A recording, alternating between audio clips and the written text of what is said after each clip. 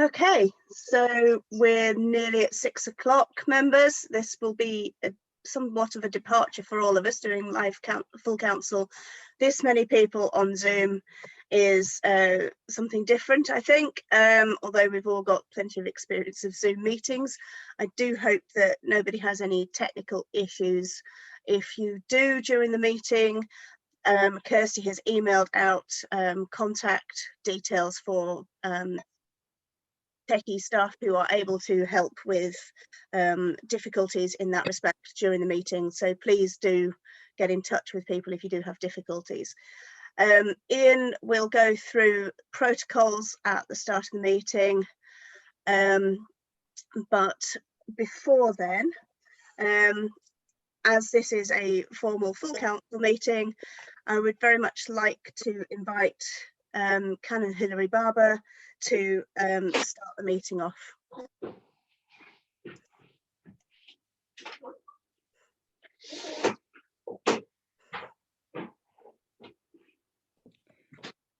I don't believe that Canon Barber's been able to join yet. I can't see him as an attendee, I'm afraid. Madam Mayor, he sent a message saying he's here. Yeah, I saw the message. I can't see him. He's joining the main panel now, Madam Mayor. Oh, wonderful. That's grand.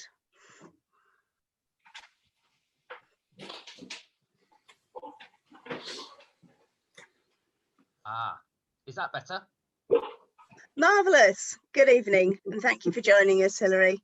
Thank you, Madam Mayor. Over to you. Thank you very much. It's very good to see everybody, and I hope everybody is well at this time, and for families and friends. So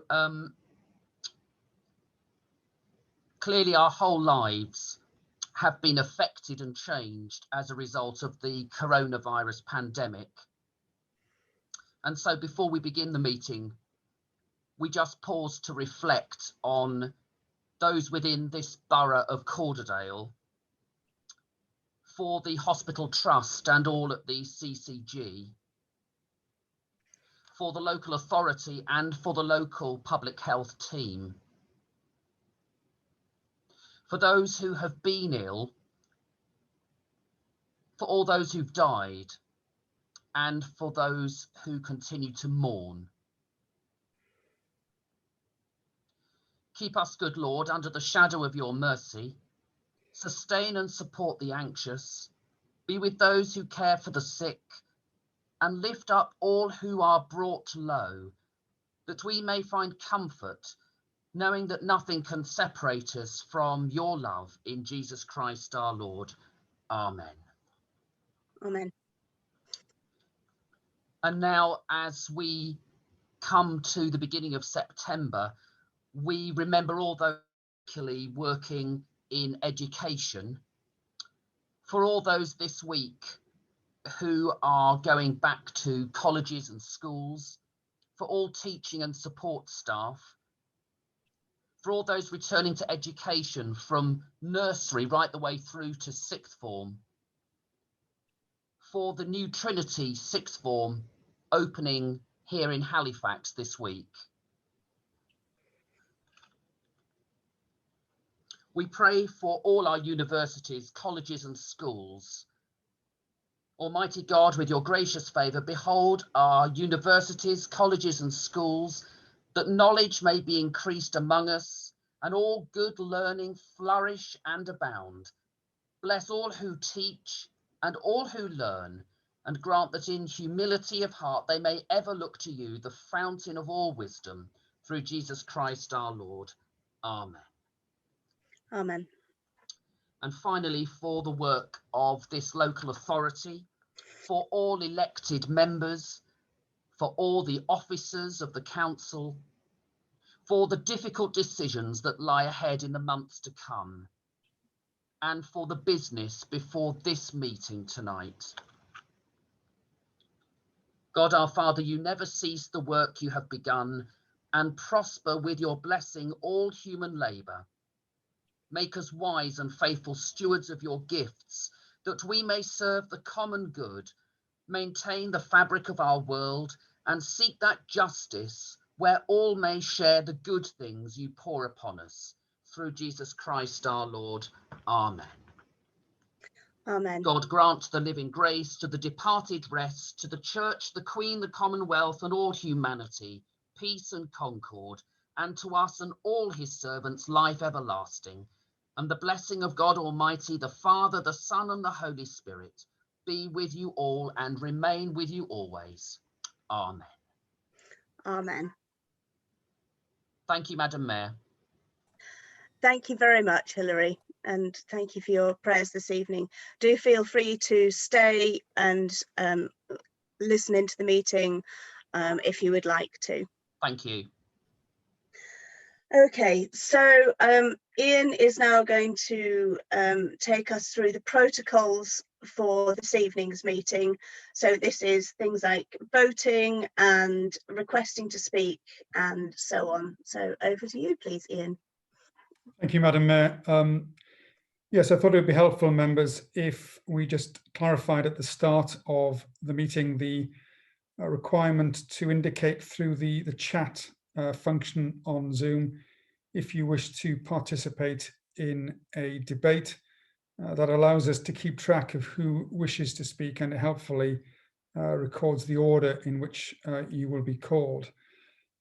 If you have a problem with the chat function, or if you're not familiar with its use, then if you put your hand up, obviously we'll try and make sure that we can see that too. But on my device, you're across 3 screens. So it's going to take a little bit of checking to make sure that everyone is visible at the time that they need to be.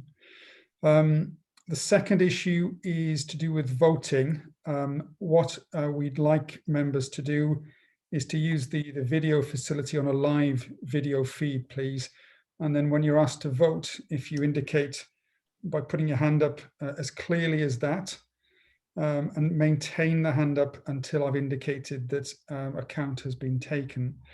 I'd also ask you at that time if you could not speak, as Zoom has a very unfortunate habit of reordering the thumbnails that you're looking at on screen. So when we switch between screens, it's difficult sometimes to keep track of where people have moved to. I'm told it helps if no one either switches off their video or says something, because if you say something, then it triggers the camera to move you to the front of the queue, which, as I said, would not be particularly helpful. I think that's the only procedural issues we have. As indicated to some of you when you joined earlier, there is a break that is scheduled in the meeting. It's on the agenda. I think the Mayor is going to just assess how long has expired by the time we get to that point, and maybe rethink that if we reach that break point within a reasonably short period of time, and maybe press on until it's felt that a break is appropriate. Hopefully everyone is now joined in and signed in that needs to be and wants to be. We're keeping an eye on muting members when you're not speaking. If you could remember to do that yourselves as well, please, that would help the audio for everyone else.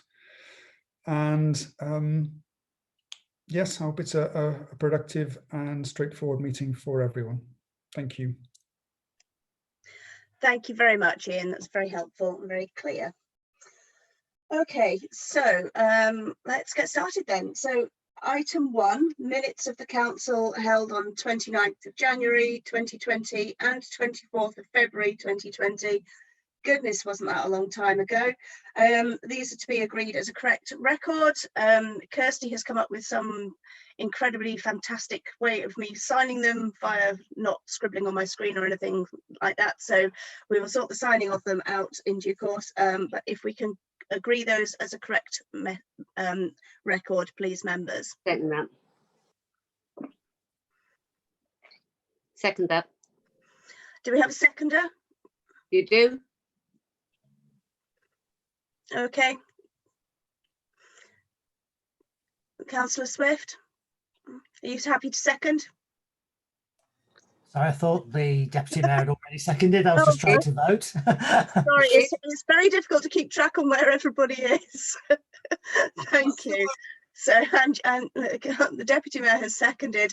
All those in favour, and we will get better at this.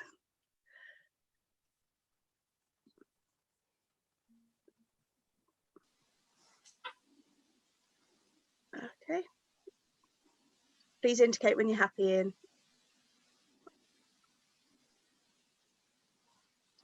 Yes, that's fine, Madam Mayor. Thank you. If members could try and put your hand up clearly in front of or next to your face, that would be really helpful. Thank you. Okay. Not like any else. Lovely. Right, thank you very much, members.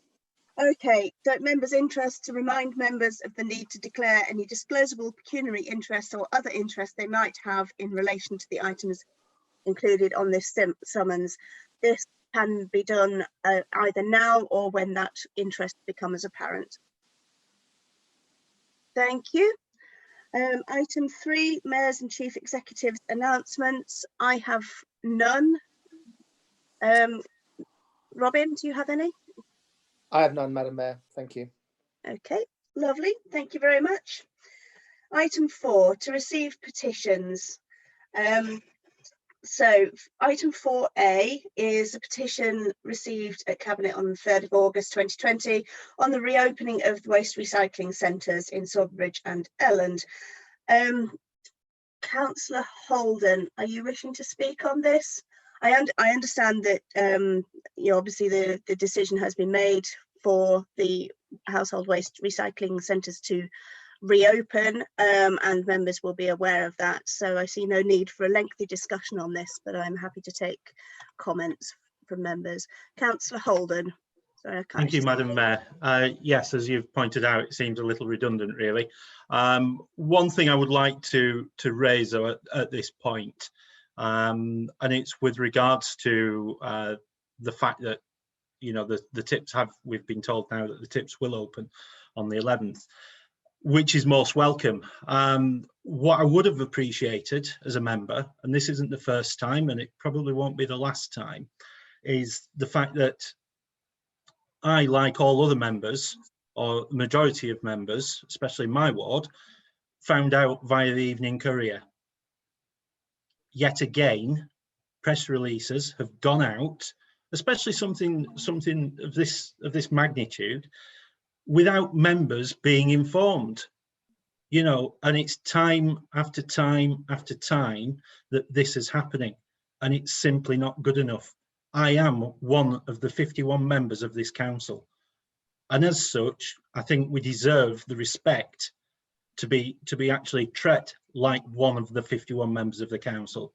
And the fact that we're not being kept in the loop in a timely manner, press releases are going out without us knowing, and then we're having to find out news via third parties. Madam Mayor, I don't think it's good enough, and things have to change. That's all I'll say on the matter, but the news is welcome. Okay, thank you, Councillor Holden. Madam Mayor, you have Councillor Bellinger and Councillor Robinson wishing to speak on this matter. Okay, we'll go to Councillor Robinson first as chair of the scrutiny panel. Yes, thank you, Madam Mayor. Really briefly, I'm making the following comment in my capacity as chair of place. We discussed this issue on the 19th of August. 3 petitions were submitted to place scrutiny. I was delighted at the meeting. It was unanimously agreed, or indeed recommended to Cabinet and Council that the tips were to be reopened, and also for Cabinet to reconsider public health guidance on safe distancing measures to safely increase capacity. I just wanted to make reference to this because it's fantastic that a decision has been made, which is in light of the recommendation. So thank you to Cabinet for making a decision which indeed complements our recommendation on the place board. Thank you. Okay, thank you. Councillor Bellinger, and then we'll go to Councillor Carter. Thank you, Madam Mayor. This is certainly an issue which went on for quite a number of weeks, which drummed up quite a lot of support from members of the public across a number of wards. And I'd like to thank those members of the public for getting behind us as ward councillors and supporting us in lobbying for this decision to have been taken. I will mention the lady's name, which she's happy for me to do so, a lady called Samantha Gill from Elland, who helped gather a load of signatures for a petition from people in Elland to support this. It has been a little bit disappointing in times, especially, you know, mirror with what Councillor Holden said with regards communication being one of the major issues here, and transparency, which I was disappointed with at many times, because it seemed that members of the public were being told many things from officers and people who work for Suez as to what was actually happening, and us as elected members who work for the constituents were hearing nothing but rumours, various different rumours. So I think this is something that obviously needs addressing in future, and that is the correct communication that goes out to elected members who are there to represent the constituents with any issues within our ward. So I'm glad the decision has been turned, a decision which was going to go back to Cabinet for a decision to be made, but that didn't happen. And because it didn't happen, why couldn't that decision have been made many weeks before? So that's really, you know, disappointing, but I'm glad the right decision has been made in the end. And I really appreciate the support from other ward councillors that have got behind me and Councillor Holden and Marilyn Greenwood on this. And the right decision was taken in the end, that was welcomed by thousands and thousands of residents of Calderdale. So thank you. Thank you, Councillor Bellinger. Councillor Carter, if you want to come in now, bear in mind that, you know, we have discussed this at length in other forums. Thank you.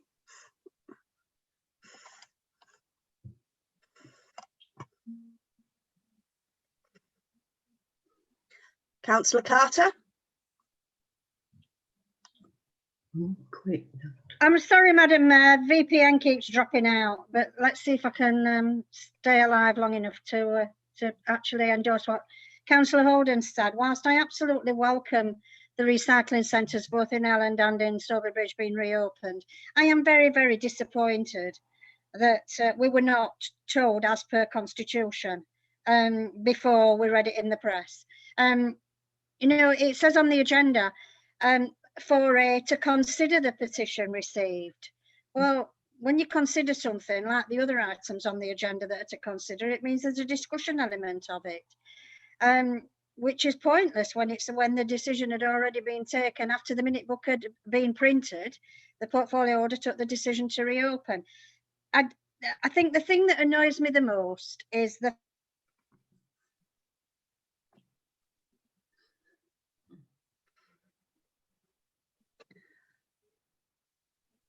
Councillor Carter.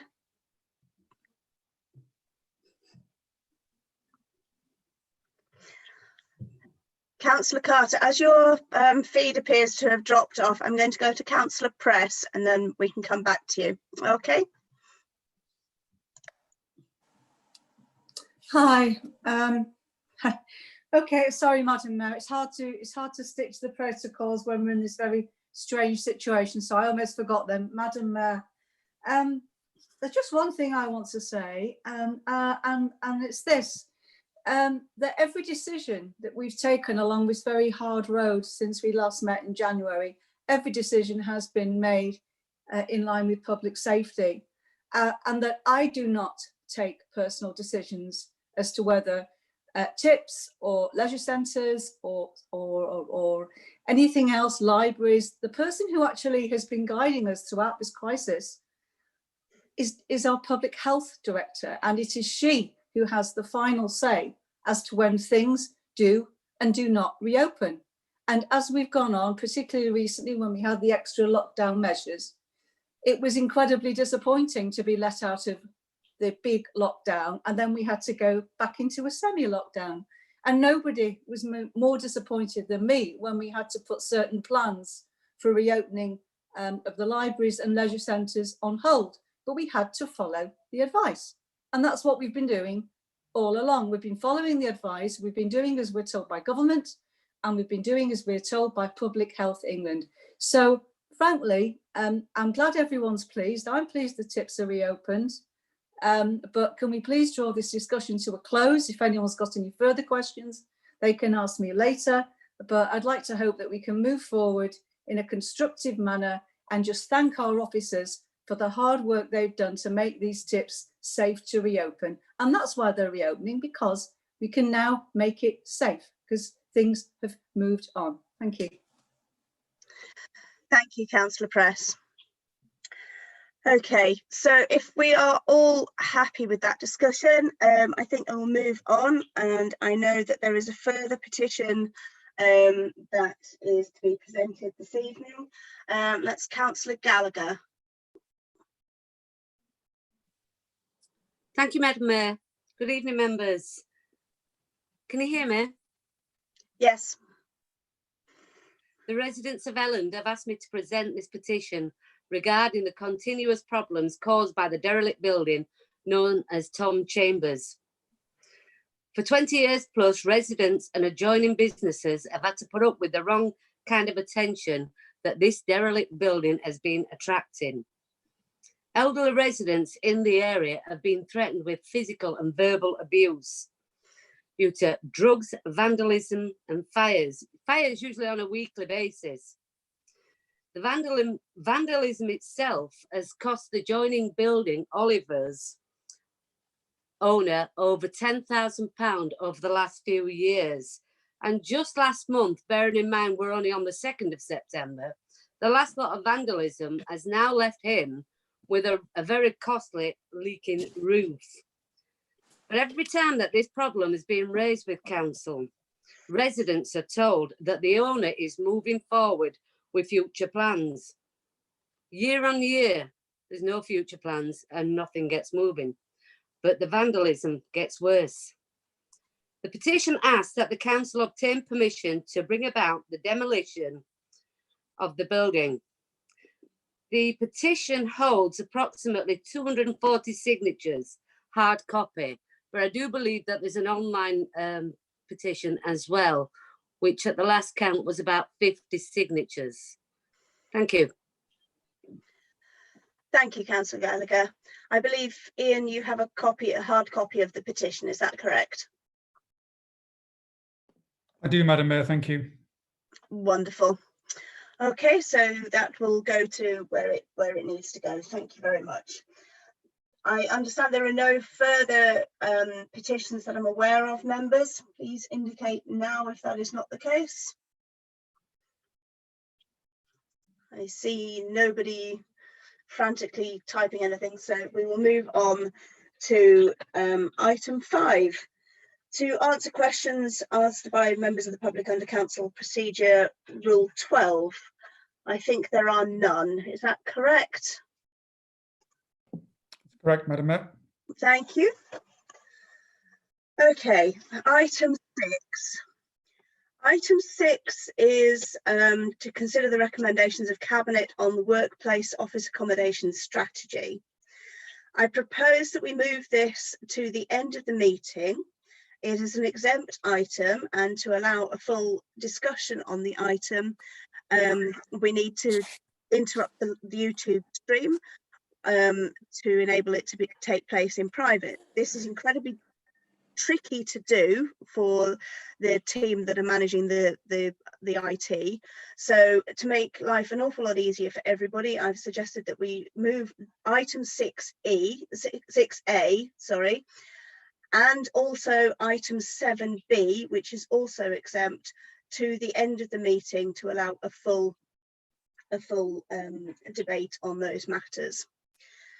If anybody is, that has been agreed at the Mayor's briefing earlier on, so we will take that decision.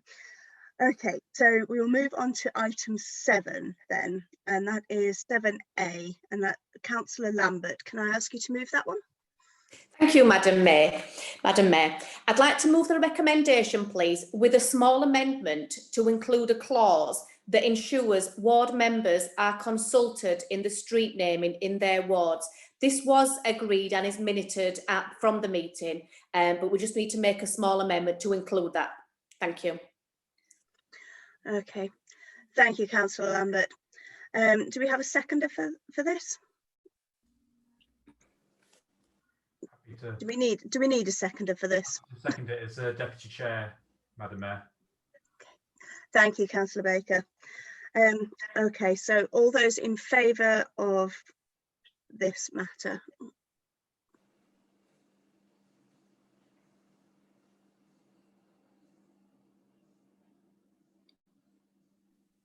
Thank you, members. That's carried, Madam Mayor. Thank you. Okay, to reiterate, item 7B will also be taken at the end of the meeting for technical reasons. So we now move on to consider item 8, which is to consider the recommendations of the Audit Committee on their annual report. Can I ask who will move this one? Who wants to speak to this one? Madam Mayor, it's Councillor Baines. Please go ahead. Thank you, Madam Mayor. Yes, I recommend that Council accepts this report, and in doing so, I would like to thank the team at the internal audit and our external auditors for the guidance which is given and the hard work that they put into ensuring that the audit committee fulfills its function. And the only other comment I'd like to make is that the audit committee have also agreed that we ought to try and encourage members of all our groups to attend the audit committee, to have an insight into what it's about, because there's very few of the actual members of council who have attended an audit committee, and we just want to try and encourage more attendance. You will have a seat you won't be sat at the back, you'll be sat around the table. You know, we'll have to reduce that to sort of 2 or 3 at a time, but you'll sit around the table and you'll be able to join in the discussions that take place if you so wish. So I recommend the motion to council. Thank you, Councillor Baines. Do we have a seconder, please? Second. Happy to second. Councillor. Okay, thank you. In more than one voice, so one will do. That's lovely. Thank you very much. All those in favour, please, members. Where you can see me.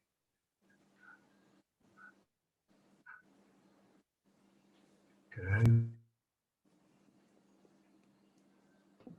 Thank you, Madam Mayor. If you could ask all those against, but there appear to be sufficient for. Any against? Thank you, Madam Mayor. Lovely. Thank you very much, members. Okay, so the meeting papers suggest a 15-minute break at this point. As we've been going less than half an hour, I suggest that we take that 15-minute break a little bit later on, probably around about 8 o'clock or thereabouts. It seems a little redundant to break so soon in the proceedings. So we will press on with item 9, and this is to receive a report from the Leader of the Council on the work of West Yorkshire Combined Authority. Councillor Swift. Thank you very much, Madam Mayor. A brief written report has been circulated. Obviously, quite a lot of the time and effort, particularly of leaders' discussions, has centred on issues relating to preparations for devolution, and there's a separate item on that. I haven't covered those. It's quite difficult when it's 6 months since the last formal meeting then to kind of capture everything, so I haven't really attempted to do so. I think it is just important to record that the Combined Authority has been meeting virtually from really quite early on post the initial initial lockdown, both the full committee and also many of the combined authority panels and the joint partnership panels with the LEP, and the LEP board has also been meeting similarly and doing work on reshaping the economic strategy. The most important work recently has been thinking about understanding what the impacts of COVID are going to be on the West Yorkshire economy, identifying in early stages how far the combined authorities programmes might need reshaping because of that, and also putting together a proposition to government as we move towards a spending review, the scale of investment that might be required to help address some of the issues that are raised, and some of the elements of that and the opportunities in that are set out on the in the report. I've also touched briefly on the work of the West Yorkshire and Harrogate Health and Care Partnership Board, of which had a meeting yesterday, and particularly it's going to have an important role going forward in how the NHS starts to recover. But I've also mentioned, because I think it's particularly important given some of the issues in Calderdale, the commission that's been established to look at Black, Asian and minority ethnic health needs. Thank you, Madam Mayor. Thank you, Councillor Swift. Are there any questions on this item, members? I'd like to make a comment, if that's okay, Madam Mayor. Yes, of course. Thank you. So using school buses, obviously, better for our children, our parents and the environment. And I'm aware that active travel by foot and by bicycle is a great idea to improve the fitness and well-being of our children. Whilst I'm sure, some of our fell running officers and members can manage the hills around here, I'm not quite so sure that I'd be happy to recommend some of our children cycling and walking up and down Stocks Lane, for example, especially in the winter. So anyway, our parents up here in Mount Tabor are really pleased to have the opportunity to participate in West Yorkshire Combined Authorities Consultation for school buses. And as you know, Councillor Swift and Councillor Caffrey, because I've been badgering you, I've been campaigning with over 50 of our parents to increase our capacity, and I'm delighted to say we have some good news. We have a bus, an extra bus. So I've got lots of parents who would like to say thank you, particularly to Steve Wainwright and his team for facilitating this. There is a concern, I'm afraid, and it's around mostly social distancing and whether there is going to be enough space on our school buses to actually to be able to facilitate social distancing. And I was wondering if there's any way that you can reassure parents now that our children are going to be safe on those buses. And also there's a second thing as well, which is several parents have got in touch with me, and obviously since COVID people have been working from home, and there was an issue where some of the application forms, and I don't know if this affects anybody else's ward, but some of the application forms have been locked into Wellington House. So there are some applications there that are not able to be looked at. So we've got a few concerned parents about that. So as our representative, Councillor Swift, would it be possible that you can look into this on our behalf? I'd really appreciate that. Thank you. Thanks for those points. I'm pleased to hear there's some good news on that particular bus service. On the issue on social distancing, the whole issue around getting the arrangements for school transport correct are quite complex. I know I think the Combined Authority has sent out a couple of updates to members, and I think rather than try to summarise that here, I'll just check and ask for an update to be circulated. I think this has been made more complicated because obviously children from one area don't always attend the same school anymore with parental choice, and some people use public service buses as well. So I think there's a lot of work being done to get the balance right and make sure that people are as safe as possible, because we do understand how concerned parents will be about some of this. In terms of some of the detail, I mean, transport is slightly odd within the Combined Authority in that we also have a transport committee, which, as you mentioned, Councillors Catherine and Councillor Sutherland serve on, so they might want to pick up some of the detail there. Haven't actually been to Wellington House myself since March, so can't really advise specifically on the forms, but if you want to pop me an email with any details, I'll try and find the right officer and see if we can get you an answer, Amanda. That's great. Thank you very much, Councillor Swift, and thank you, Councillor Parsons-Hulls, for your question. Are there any further questions on this item, members?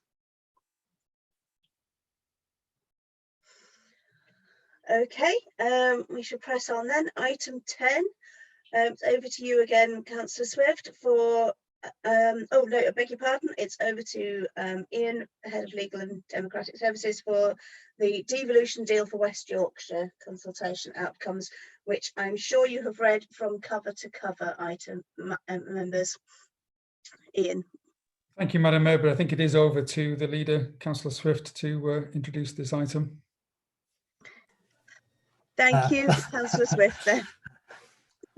Thought I was heading for a quieter evening than I expected. No such chance. So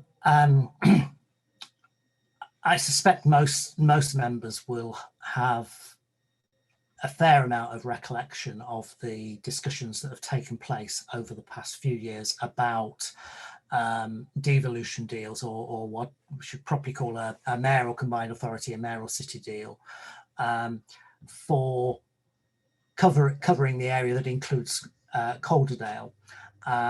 In 2014-2015, the initial discussions were talking about a Leeds City region deal, which would be wider than West Yorkshire, and the argument for that was always that the broader economy clearly includes certainly Harrogate, Craven, Selby, and potentially York. So the original case that was put forward to government was around a Leeds City region deal. That didn't find favour. I won't rehearse all the arguments that went on. There was then attempts to look at various other geographies that might command support, including at one point a suggestion of a single elected mayor for Yorkshire. That was also ruled out. More recently, I think the government made very clear its views, firstly, that it wanted to make rapid progress on devolution around mayoral combined authorities, and secondly, a pretty clear view that crossing boundaries between different types of council wasn't really going to find favour, and that therefore effectively a West Yorkshire deal was the option that was deliverable. At the same time, alongside with that, we've been able to observe that places like Greater Manchester and the West Midlands that already had a deal were gaining significantly from that, really well ahead of Leeds City Region, and gaining in three ways. The first was the deal itself gave them some specific funding through the through what's called the gain share. And you'll see that if this deal goes ahead, West Yorkshire will get gain share of £38 million a year over the lifetime of the deal, which is actually larger than any other deal that's been agreed so far.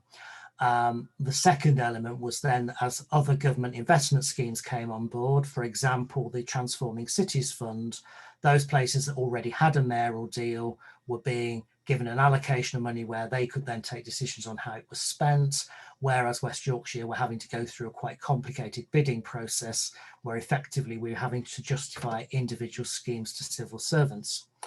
The third one, and perhaps a slightly more controversial one, which has both ups and downs, is the issue of kind of soft power and influence. And it was clear that areas that had an elected mayor to speak for them, that at times that was giving them a louder voice in national debates. And we saw a very good example of that, I think, today in discussions over local restrictions related to COVID in Greater Manchester. It was quite clear that the mayor had significant influence, even though that's not an area where formally he actually has any powers. So I think the advantages of a deal are quite strong.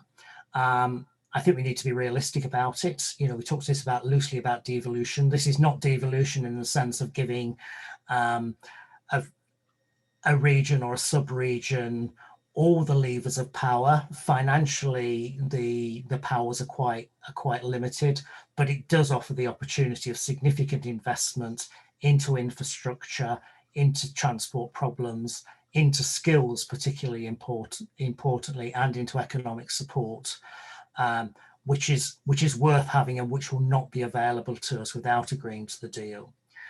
You have in the report the outcomes of the consultation, which was broadly positive. It was heavily, in terms of responses, it was heavily weighted towards Leeds, although compared with Bradford and other parts of the region, again, I think a proportionately strong response from Calderdale as well. I think many of the objections either were objections in principle to the way of devolution working, or in some cases are kind of warnings about how the mayoral system might operate. And if this goes ahead to the next stages, as we're proposing, it will be beholden on all of us to make sure, firstly, that we fight Calderdale's corner vigorously within this, but also, secondly, to guard against some of the potential dangers and make sure the balance remains right between local decision making and the mayor and the combined authority only exercising decisions where it's sensible for those decisions to be made at a West Yorkshire rather than a local level. So Cabinet formally is supporting this, and that is the decision making, but this is an opportunity for all of council to voice any views on it, and also to feed ideas that we will want to take forward in the next stages. Thank you, Madam Mayor. Thank you, Councillor Swift. So we have a few people wanting to speak on this item, but we need to second it first. So Councillor Scullion, are you happy to second?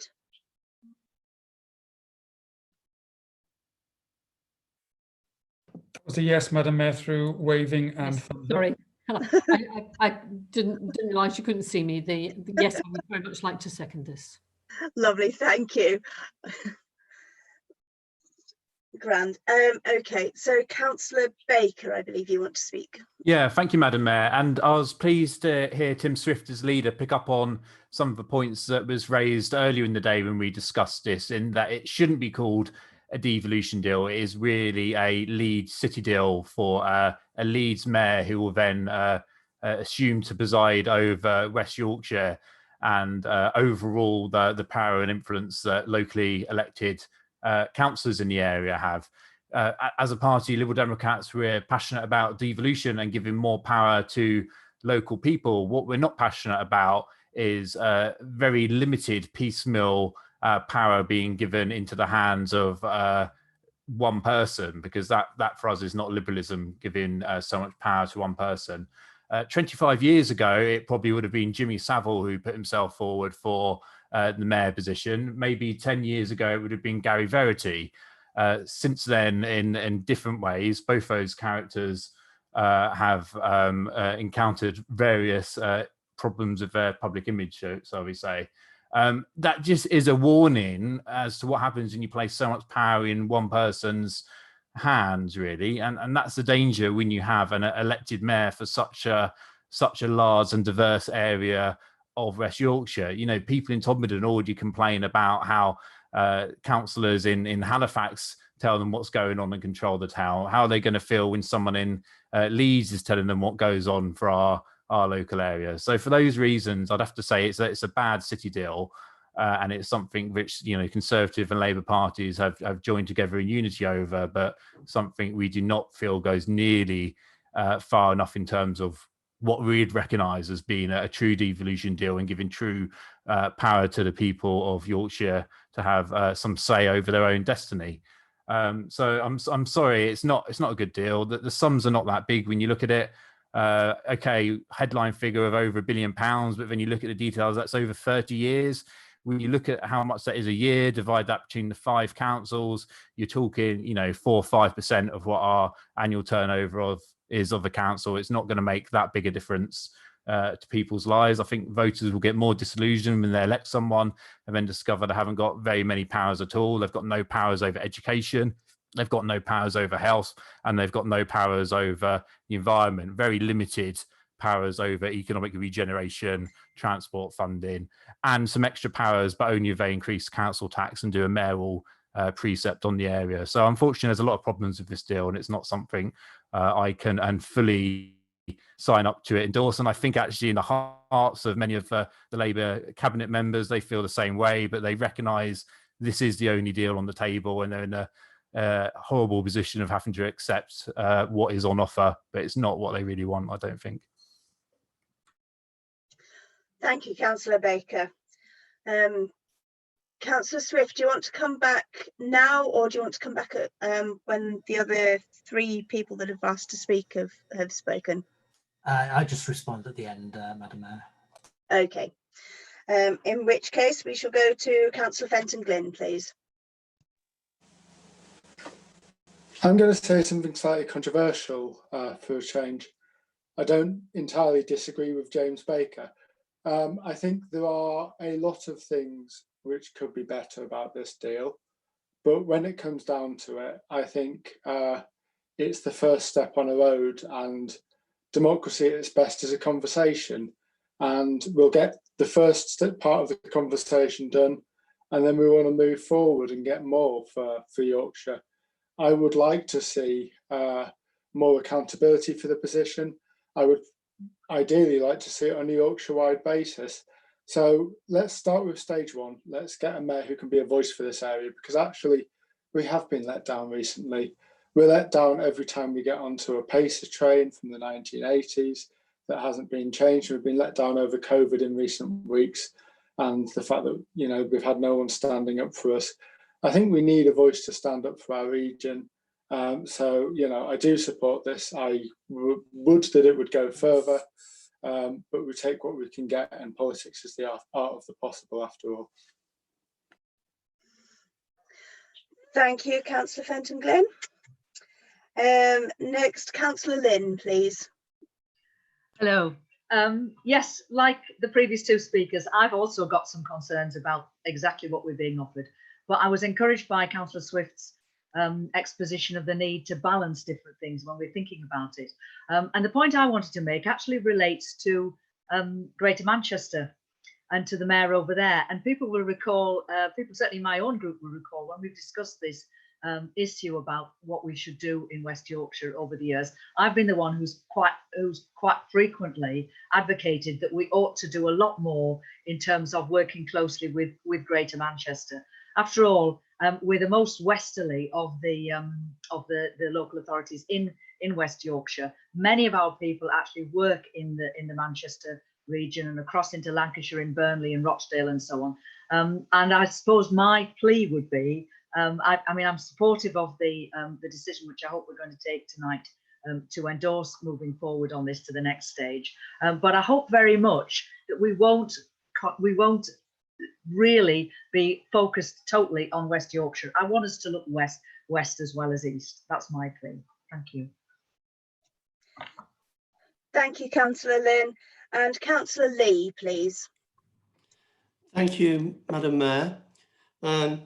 Unusually, I find myself in agreement with some of the comments of Councillor Fenton Glynn. I'm supportive of this. I think our group is supportive of it. It's not a perfect agreement.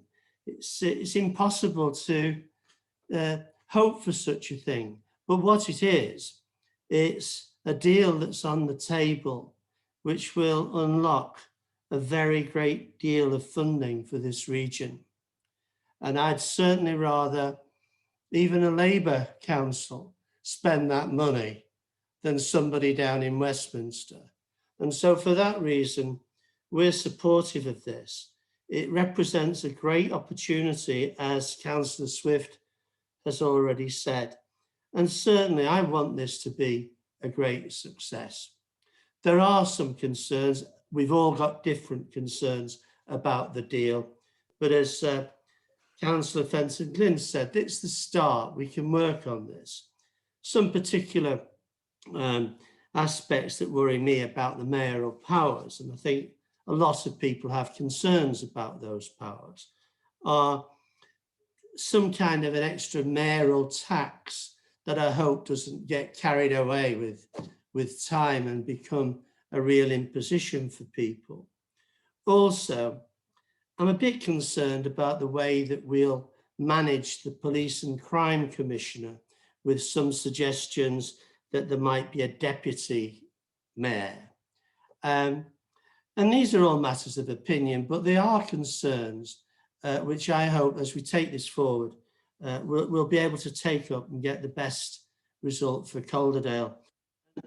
The other one that is a major concern, but it has been addressed by Ian Hughes earlier today, was it's essential that there should be a veto for each of the local authority areas in this combined authority mayoral system, because we all want what's best for Calderdale. And if anything is somehow trying to be imposed on us when it doesn't suit us, particularly on planning and spatial strategies, I really hope that we'll be able to nail that and we can make our own decisions by vetoing anything that anybody seeks to impose on us. So on balance, it's a good deal. It's not the best deal, but it's a start, and it will open up great opportunities for our borough. Thank you, Madam Mayor. Thank you, Councillor Lee. Are there any other members wanting to ask questions to Councillor Swift on this item?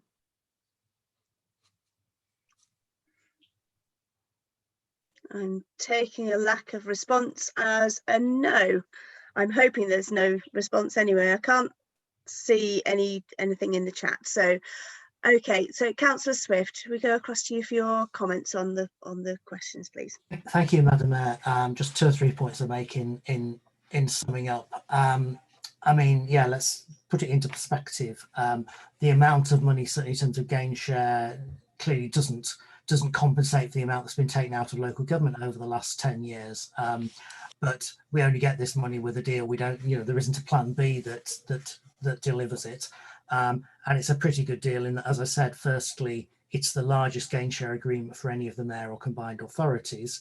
And also substantially that 3/4 of it is revenue, which gives much more flexibility about how it can be used as well, which again was a significant shift. I think the point about spatial strategy and planning was well rehearsed at Cabinet earlier, and just emphasise the point Councillor Lee made there. The order is very, very clear that a mayoral spatial strategy can only be agreed with the consent of all 5 councils, and that means a vote of the full councils, not simply a vote of the leaders of those councils. So that's a pretty robust veto. I think more widely, I think we do need to be diligent about ensuring that there isn't mission creep by the mayor into things that are fully local government responsibilities. I would hope that whoever's elected has a very clear understanding of subsidiarity, and that our argument should always be that decisions are only taken at a West Yorkshire level where there is a strong and compelling reason for doing it. It's a principle we've tried to argue with the West Yorkshire and Harrogate Health Partnership, and I think we want to see a mayor understand the similar principles. I should perhaps have mentioned the position with policing in the start, because that is something that shifted because of the movement in the election, and that the mayoral powers will now include what has been the powers of Police and Crime Commissioner. And it's important to be clear about that legally the buck for that stops with the mayor, but on the model of both Greater Manchester and London, the likelihood is that the mayor would appoint a deputy mayor with specific responsibilities for policing. That power will rest with the mayor, though. I suppose the fine point about devolution, the underlying principle for me is this: that Britain is governed in a far too centralised way, and we get better results. And we may talk about this a little bit further on if we talk about the current coronavirus situation, when local voices are listened to and are more influential. And this is really quite a small step, but a quite important step in that direction. It doesn't deliver everything that I would want to see in terms of a decentralized way of taking decisions and running the country, but I think it is better to do this than not to do it. And I think the danger of saying it's not good enough so we won't support it is, trouble with being around politics a long time is you do remember these things. I do remember long enough to remember the Callaghan government in 1979 proposing a devolution deal for Scotland, which was defeated. Some of the people arguing against that, their argument was that the deal wasn't good enough and they should turn it down and work for a better one. And it was over 20 years before Scotland got devolution. So I think there are dangers in throwing away what is on offer that makes some progress in the hope of something better that may never come. Thank you, Madam Mayor.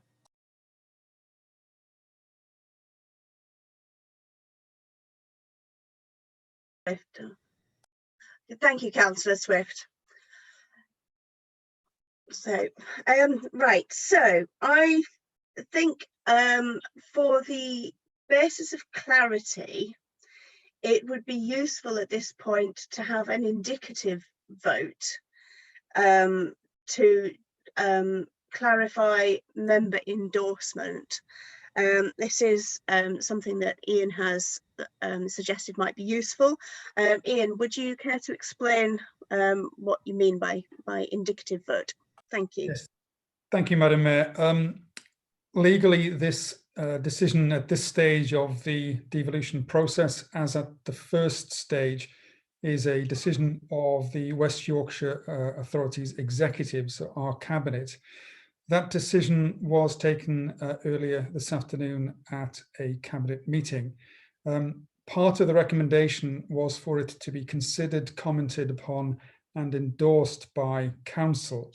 It's not strictly required under the legislative process, but as part of the response that's to be given to the Secretary of State on the consultation process, it would be, I think, indicative, as I said, to have an indication from members at this stage that the decision of Cabinet is endorsed or not. So yes, Madam Mayor, if you could call for a vote, please, by show of hands, both for and against. Thank you. Okay, right, so I hope that's clear, members. So please ensure that your cameras are switched on, otherwise your vote will not be counted. So can I please ask members if for an indicative vote in favour of the devolution deal?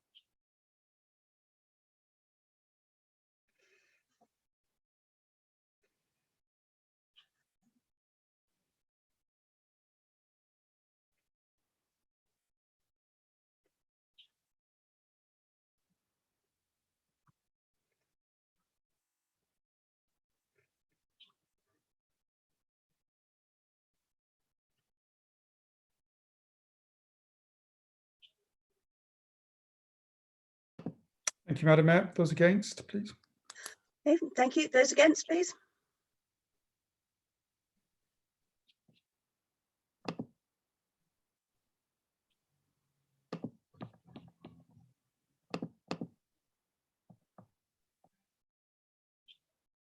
That's less than, Madam Mayor. Okay, thank you. That is carried. And just to remind members, it is an indicative vote rather than a formal one in the normal manner. Okay, thank you. I think that was a useful discussion. So now we move on to item 11, to receive reports from the leader and cabinet members on the discharge of their responsibilities since the last meeting of council, which has been a good while. So no doubt there is the reports are quite lengthy, obviously, because there's been quite a lot to report in that time. So we'll start with Councillor Swift. Thank you very much, Madam Mayor. Members' indulgence if I make a couple of additional comments to the report. The first thing I want to do is formally, I did notify members of changes to cabinet responsibilities and the appointment of Councillor Dacre to cabinet, but the Constitution also requires that is formally reported to council, not for decision, but so it's there. So just to confirm that the makeup of cabinet and the responsibilities and roles are as set out under the list of under the list that's shown under item report. So I can just ask for that to be minuted formally. The second point, I just want to update a little bit about the situation with COVID and just highlight one or two points I thought members would be interested to know. That the 7-day average of case rates to the 27th of August was down to just over 23 per 100,000. You will see some figures reported in some parts of the press that are more recent than that, but because of the way the data comes in, probably figures 3 or 4 days ago are the most robust ones. So that's the one that the Director of Public Health advises to use. That highlights a pretty steady trend in reducing the rates, bearing in mind that on the 8th of August, the rate at its highest was just slightly under 50, so very substantial progress. The testing rate continues to be relatively high at 125 per 100,000. That's double what it was in mid-July. And the other positive sign is that the positivity rate, that's how many of those tests produce a positive result for COVID, is now 2.7%. That is still higher than the national average, which is 1.7%. But again, at its highest in Calderdale, the figure was 4.9%. So that's a pretty substantial change. I just want to pay tribute quickly to the targeted work that's gone on, and much of that started in mid-July as we became more concerned about the situation, particularly in supporting Black and minority ethnic community and targeted work around Park Ward and Worley. I know that local councils have also been involved in that. Particularly Council Lynn did some really important work of targeting shops that were run by female members of the community, and making sure we were getting some of the messages through to different people in there as part of what was a very wide communications campaign. Also, as part of this, there's been a significant increase in the amount of testing that's going on. As I mentioned, the testing rate now is roughly double what it was at the end of June, particularly helped by the walk-in centre on the Asda site, which of course is on the boundaries between Park and Worley ward. I think members will also be aware that we now have launched the local element of the test and trace and contact tracing programme, which is starting to make a significant difference in raising the proportion of people tested where, firstly, the contacts are adequately identified, and secondly, where they are then followed up and encouraged and supported to self-isolate. So all of those things have been important elements in the reduction that we've seen. There are still further things we would like to see, particularly around continuing to be able to offer targeted testing. And I think it's also really important to emphasise that nobody anywhere in the borough should be complacent about this situation. We've seen quite a changing pattern in the last few days of numbers of cases in different wards. We will respond to them whenever they arise, but I think it is important for people to emphasise that this is not just an issue about the council being under intervention. This remains a long-running piece of work to make sure that we keep the infection rates as low as possible, and that where any outbreak does occur, we're able to respond to it quickly and effectively. Thank you, Madam Mayor. Thank you, Councillor Swift. Next, I would like to ask Councillor Scullion for her comments, please. Thank you, Madam Mayor. Nothing to add to my report, but very happy to take questions. Thank you, Councillor Scullion. Councillor Wilkinson, please. Nothing to add, Madam Mayor, thank you, but happy to take questions. Thank you. Councillor Metcalfe. I have also nothing further to add to my report, but again, happy to take any questions. Thank you, Madam Mayor. Thank you, Councillor Metcalfe. Councillor Patient. Thank you, Madam Mayor. Nothing to add, but again, I'm happy to answer any questions. Thank you, Councillor Patient. Councillor Press. Sorry, slight gap there where I was unmuting. Thank you, Madam Mayor. Just wanted to say really that public services and communities, it's really obviously in the last 9 months has been on the front, sorry, the last 6 months, it seems like 9 months.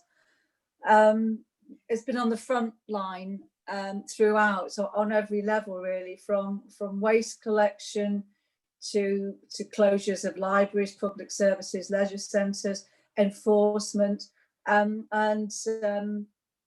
I suppose I just want to say that I think our staff have handled a very difficult time extraordinarily well, and I spoke about the tips earlier, but in terms of keeping our communities safe, our enforcement team have been out and about across the borough, and we are, I just wanted council to know really that we are taking on a significant extra number. I think it's about increasing our team by about 11, which represents around 40%, so that we can be a bit, you know, we'll have more people on the ground to do that enforcement. So other than that, there are other things I'm sure I'm going to get questions on, so I'm going to leave it there for now. That's lovely. Thank you, Councillor Press.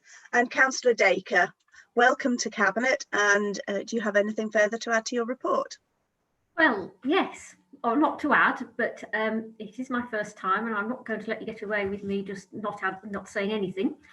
So I just wanted to highlight a few of the things in what is a lengthy report, because as you said, Madam Mayor, it's a long time since the last meeting and a great deal has gone on. So the first thing I wanted to do really is echo what Councillor Press has just said, which is that I want to pay tribute to the staff in the directorates within my portfolio. I think they've risen really well to all the challenges, and the leadership from within the council, I think, has been extremely good, and everybody should be congratulated on that. So just moving through the different directorates, legal services, they have enabled us to have our scrutiny meetings, which are now back as normal, only by Zoom. We're obviously having this council meeting by Zoom, so they've worked hard to achieve that. They've also had to work continually to deal with the flood of directives and guidance and regulations that have come out from government, very often late at night, and I've had to work with other directorates to ensure that those were properly applied. In terms of finance, then clearly COVID has had an enormous impact on the council finances, and that's going to be something that we're all going to be looking at over and over again in the coming months. And we've got a financial recovery plan has already been set up to try to deal with the aftermath of COVID. There's going to be the medium-term financial strategy, which will look at the next 3 years and how we deal with funding issues there. And also, of course, the Finance Department have administered the money that came from government for grants to businesses, and they've paid out over 5,200 grants to businesses, together with the over 200 discretionary top-up grants, all the while ensuring that the applications were properly made and that the right amount of money was paid out. Corporate performance, business intelligence and transformation, again, they have been working hard to support the rest of the council, particularly the Chief Executive and his team in the planning and coordinating the response to COVID. And intelligence have been helping in gathering, getting figures ready in relation to how we deal with the pandemic, with data on the effect of the pandemic on different parts of the community, with shielding data. And finally, in relation to, well, not finally, but human resources, they of course have had to deal with the immediate return to home working, or not return, but immediate commencement of full home working for everybody except frontline staff, which they were able to respond to extremely quickly. They also carried out health and safety assessments for those people whose jobs meant that they could not work at home. And one thing to note, members of the public will no doubt be interested in, is that during the period of home working, absence has reduced by as much as over 30% compared to the same period last year. And finally, in terms of IT, of course, they've had a central role in everything that the council has done. They have worked very hard to ensure that over 1,200 members of council staff were able to work from home. They worked with different directorates to ensure that they could do their jobs as efficiently as possible. And they have brought forward Microsoft 365, which maybe at the moment is causing a few glitches, but should make it much smoother in the long run. And they have lots of projects going forward to ensure that in the future, when work is very different and much more of it is going to be digitally based, that the council's in an appropriate position to deal with that. So again, I just want to, there's lots more in the report if you want to read it, but just again to commend all the staff at Calderdale who've worked so hard to get us through this and are continuing to do so. Thank you, Councillor Dacre, and I would echo your comments about the incredibly hard-working staff who have really kept the whole council functioning during these incredibly challenging times. Okay, so we have a number of questions. Ian is very kindly keeping tabs on who's asking to ask questions for me. So first up is Councillor Barnes. Thank you, Madam Mayor. In light of yet another COVID U-turn by the government in relation to local restrictions, could the leader possibly explain how the government decides, other than perhaps by use of tarot cards, what local restrictions on areas with higher levels of COVID-19 are, and whether local councils can influence them at all? Does he also think that this system is working well for the people of Calderdale? Thank you, Councillor Barnes. Can I explain how the system works? Not fully, no. So I guess a brief potted summary is that when the government introduced the local restrictions, and I do think it's important that we use that term, across parts of West Yorkshire and Greater Manchester, that was really decided and announced by the Secretary of State at very short notice, although we had some warning that something was probably coming, and obviously at that point we're concerned about the levels of cases in Calderdale. It's fair to say we were very disappointed that the first we knew about the specific decision was to read it on social media, which was obviously less than ideal. There was then a process for a couple of weeks where councils were asked for their views on it. And then you'll be aware that about, one loses track of time, I think 2 weeks ago it was, that as part of extending the existing decisions, the government announced that they would introduce this new kind of hybrid system where councils were asked to consult with MPs and with the leaders of all groups and put in a recommendation, which then may or may not be accepted.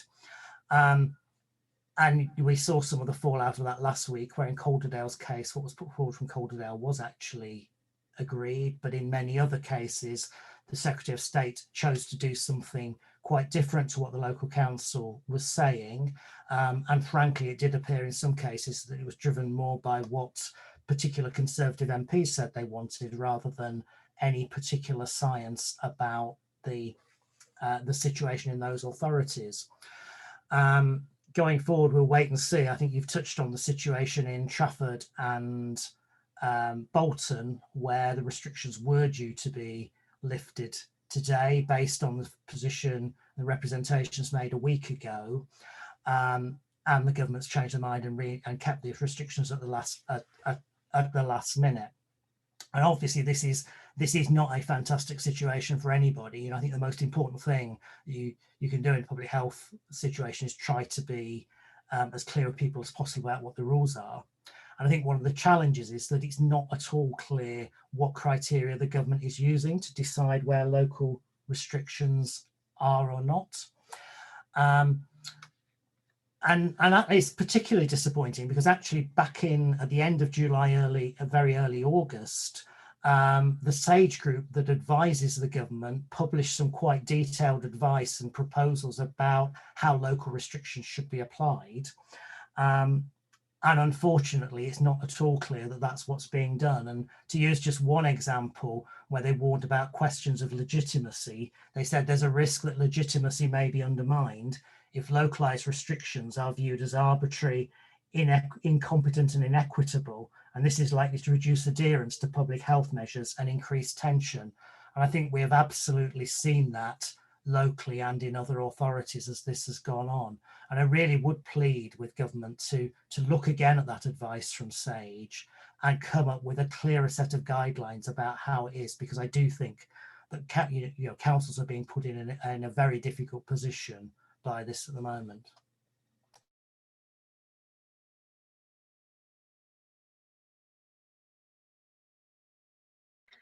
Thank you, Councillor Swift. Okay, next on the list, If I can find it, it's Councillor Holdsworth, please.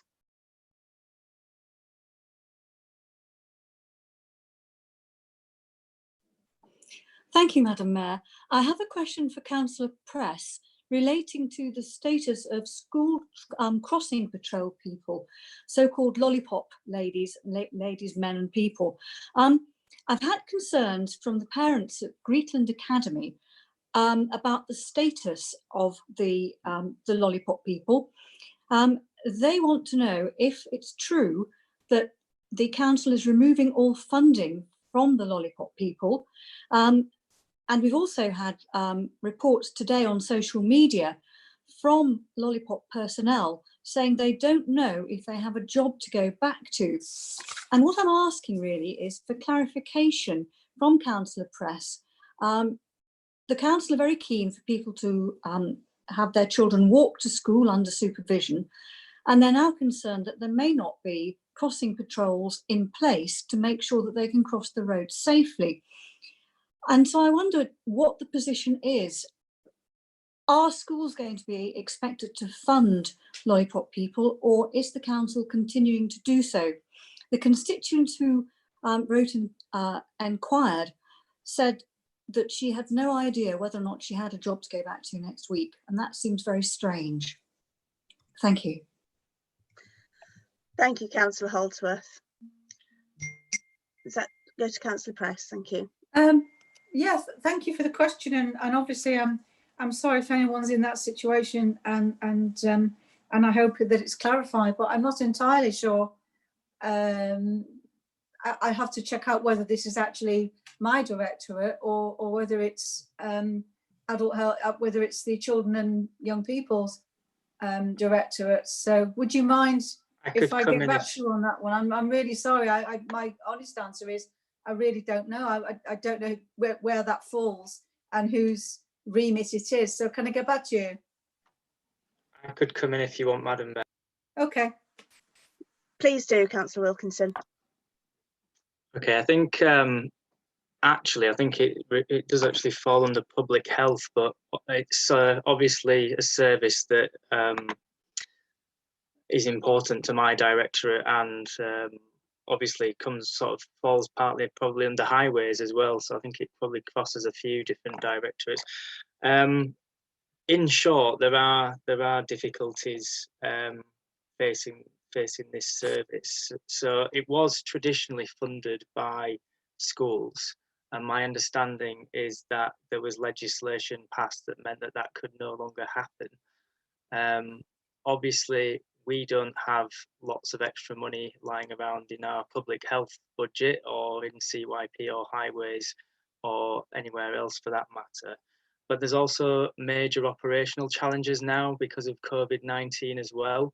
So because schools are having to have staggered starting and finishing times, we'd actually have to deploy the school crossing patrol staff for a lot longer hours than we were previously, which would actually increase the cost of the service dramatically rather than reduce it. And there's also a number of members of staff that have actually been shielding as well during the pandemic, and obviously there's greater risk to them if they're coming into regular contact with pupils and staff and parents. So for all these reasons, we are having to look at the future of the service. My understanding is that the staff won't be going back into work next week, but will obviously be still being paid, and that a report will be coming, a short note will be coming as part of the future council paper to Cabinet next week. Thank you. So just to confirm, I'm in a position where I have to tell my constituents that their children will not be supervised crossing the roads to their primary schools at this moment. Thank you, Councillor Holdsworth. Sorry, Councillor Wilkinson, do you want to respond? Yeah, I'm afraid that does appear to be the case at this moment in time. But if you want to direct the particular constituent to me, I will be able to give a full and proper answer by email. Thank you very much indeed. Thank you, Councillor Holdsworth, and Councillor Wilkinson. Okay, next, Councillor Blagborough, please. Sorry, Madam Mayor, before you move on, I think Councillors Bellinger and Dacre have indicated to comment on this particular discussion on this topic. Okay, that's fine. In which case, Councillor Bellinger first and then Councillor Dacre, if that's okay. Yeah, thank you, Madam Mayor. Thank you for letting me come in at this point. Going back as a child myself, I always remember there being a lollipop person at various, should I say, roads outside schools where it was sort of like difficult for children to cross or where it was unsafe. That person was always somebody you could trust. You know, if your parents said you're late, always go and stand with the lollipop person until I get there. So, you know, many children can relate to that person as a person that they can go to if they felt unsafe or needed somebody to speak to or wait with. So I think it's quite a vital service, really, that we try and maintain this, because they are there to see children safely across roads which are quite dangerous in places. If that person wasn't there, then children who are unsupervised will be running across the road at points where it is unsafe.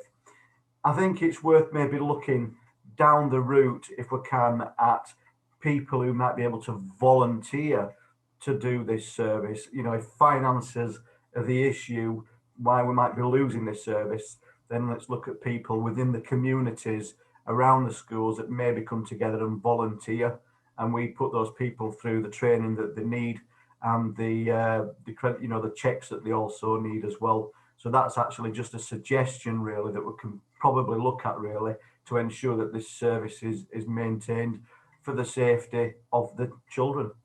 Thank you. Thank you, Councillor Bellinger. Councillor Dacre. Thank you, Madam Mayor. Just in relation to your resident, Councillor Holden, I'd be very upset if indeed she had no idea that she had whether or not she had a job to go back to next week. And from what Councillor Wilkinson is saying, that shouldn't have been the case. She should have known that she would have a job, or at least that she was getting paid, although she might not have known that exactly what she would be doing. And I would just urge her that if she had any concerns on that front, that she should be speaking to, presumably she has a manager, she should be speaking to them. And if she has a union, if she's in a union, she should be speaking to a union rep, just to make sure that she does understand what is happening, because she should know that, and it's perhaps just been some misunderstanding or miscommunication. Thank you, Councillor Dacre. Are there any more people wanting to speak on the discussion about school crossing patrols specifically? Councillor Swift, Councillor Megan Swift. Thank you. The quickest interruption ever, probably. The council hadn't paid for the school crossing patrols for a long time. It has come out of money from the schools forum. So it's gone the round, but that's where it's finished. And they, up until now, probably for the last 3 or 4 years, they have dealt with that. Unfortunately, they haven't the money to do this time, although there's still discussions.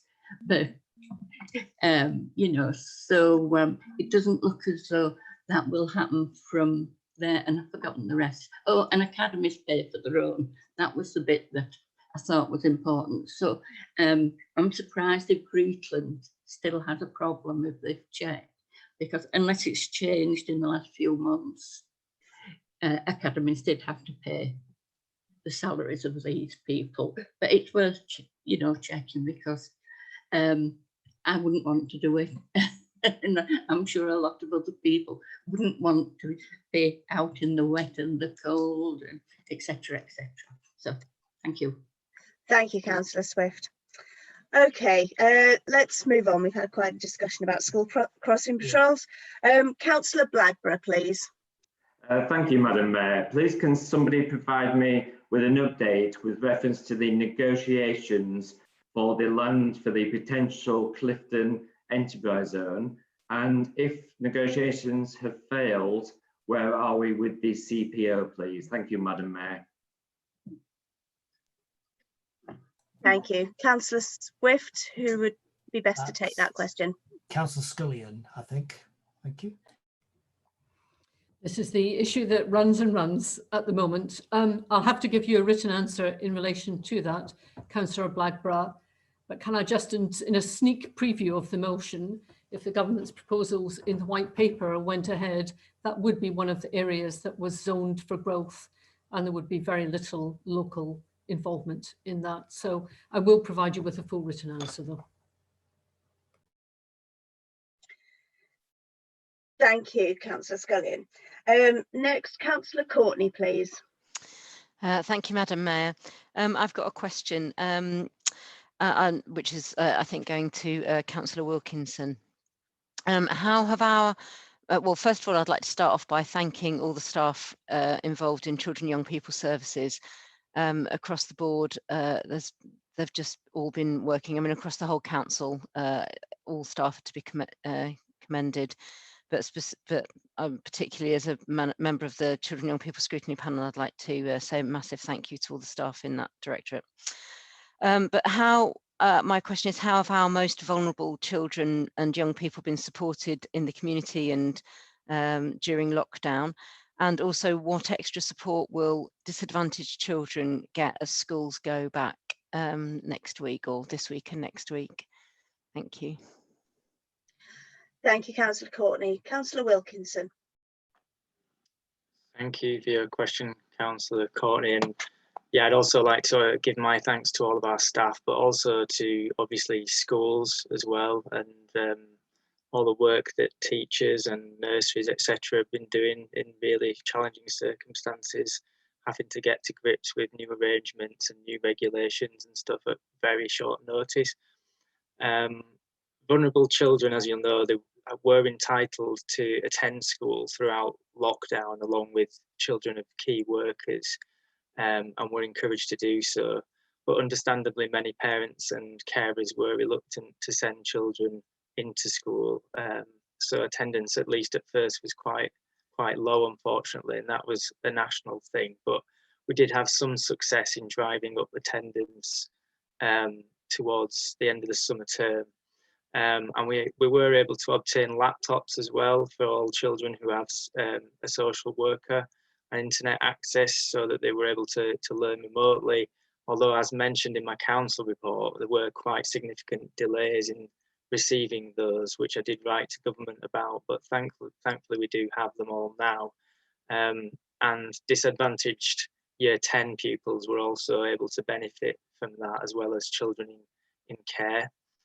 There's been particular challenges for many children with special educational needs and disabilities, particularly because some of them have medical conditions that have made them clinically vulnerable, which has meant that they've not always been able to go back to school or to engage with some of our sort of social care staff that they normally would.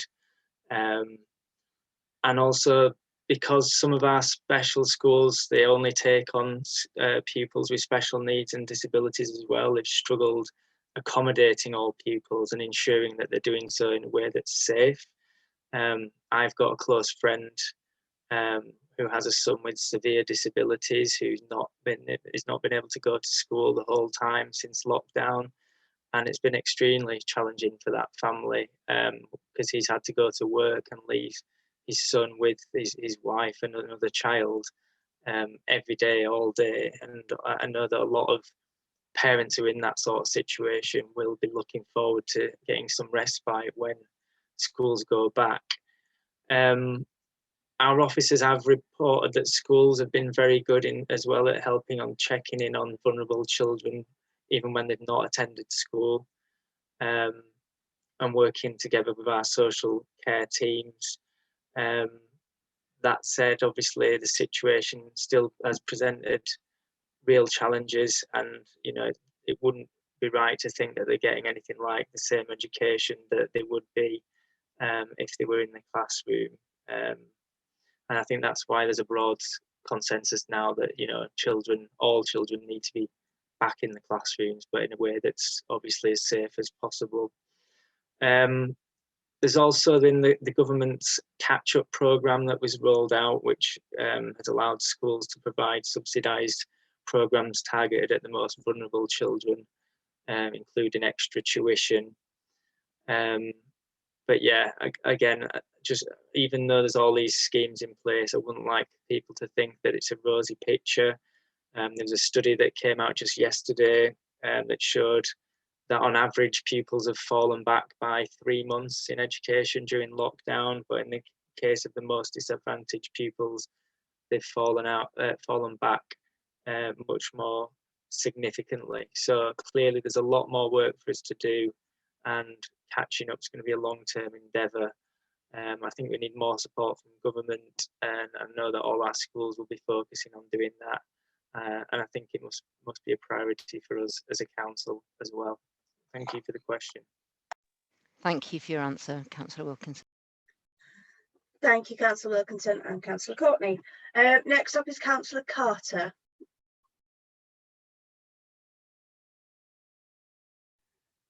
Thank you, Madam Mayor. Sorry, this is going to sound really naff when everybody else has been speaking so eloquently on all the issues that we've had around COVID and things. I would like to thank the staff that have dealt with me personally on all the issues around trying to have meetings by Zoom and the work that they've done, the Democratic Services staff, because without them, of course, we wouldn't be able to be sat here doing this together with IT. But as you saw earlier, I do have mega problems with VPN. It just permanently drops out. It doesn't like me, I don't think, in Ripondale. I think it doesn't like this place, this neck of the woods. So this is going to sound really naff, I guess.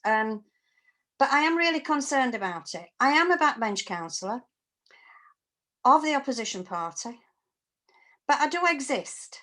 And I am one of 51, as Councillor Holden said earlier. I have attended some cabinet meetings by Zoom.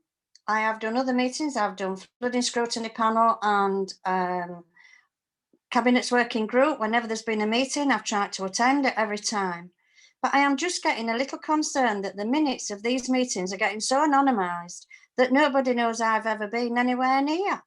I've asked questions at cabinet. It's not minuted at all. I know we don't have verbatim minutes, but when I've asked a question, I would expect when it's within a report that it was mentioned that I'd asked a question. Flooding scrutiny panel, I asked if there's somebody who'd been in touch with a landowner with regards to issues around Elland flooding, because he's offering to do some work. And well, that was even worse than not being mentioned. I became an inanimate object because all I was there was a member. And in Market's working group, I presented a report. I said I would do a report that being commissioned through NABMA, and I'm president of NABMA at the moment. So it's a NABMA report which I've furnished and to share with everybody, and it's not even mentioned at all. Now, I know I sound as though I'm being a pain in the butt considering all the issues that's going on, but you know, we do exist, and if our electorate don't realise that we are doing things on their behalf, we do things, we do work, we do try and add a little bit of added value, I guess, as well as just doing ward work, then it gets very frustrating. And I just would like to ask if somebody could have a look at what is happening to see if it can be just itemised that councillors have asked questions. Any councillor, whoever they are, should be given the respect of saying that they've asked a question in a meeting, that especially in a cabinet meeting, to support their constituents. Sorry, Madam Mayor, for sounding a bit of a naff bit, but I think we all matter. Thank you.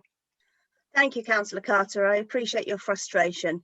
Who would like to answer this one? Councillor Dacre's volunteered. Well done, Councillor Dacre. Please go ahead. Thank you, Madam Mayor. Councillor Carter, I think probably the best that I can offer tonight is that I will speak to Ian Hughes and the officers about whether we can do anything about the way in which the notes and minutes of the meetings are currently being taken, and whether it is something that's changed since meetings went virtual, and whether we need to look again at how we do that. So I'll undertake to do that and report back to you. Thank you very much. I appreciate it. Thank you. Thank you, Councillor Carter. Thank you, Councillor Dacre, for taking the taking the task in hand. Okay, next, Councillor Baines, please. Thank you, Madam Mayor. First of all, I'd like to thank the leader for his update on the pandemic. And I welcome the reduction of restrictions in the Calder Valley, but in Halifax, we have a number of wards equally nowhere near as bad as Park and Worley ward area. Are you prepared to request lifting of restrictions in these wards of Halifax, and in particular my own ward, North Arram and Shelf? Thank you for your question, Councillor Baines. Councillor Swift. Thank you, Councillor Baines. I set out earlier in reply to Councillor Barnes some of the underlying frustrations about the process for setting local restrictions. I think given the way the numbers in Calderdale have now fallen, I think my view is that the local restrictions should be lifted altogether across Halifax, that the work that's being done through contact tracing and test and trace is actually the most effective way of dealing with the numbers that we have now. So that is the position that's gone forward this week, and we'll wait to see what the Secretary of State has to say in response to that. Thank you for your answer, Councillor Swift. Next up we have Councillor Fenton Glynn, please. Yeah, I'm afraid it's back to coronavirus. I think this pandemic has sort of shown the best and the worst of the council, really. It's shown some of the fantastic officers we have and how everyone can pull together, and actually how a lot of councillors have worked really hard to set a good example to members of the public. We also saw the worst of it in terms of some of the relations between council and government and how things were communicated.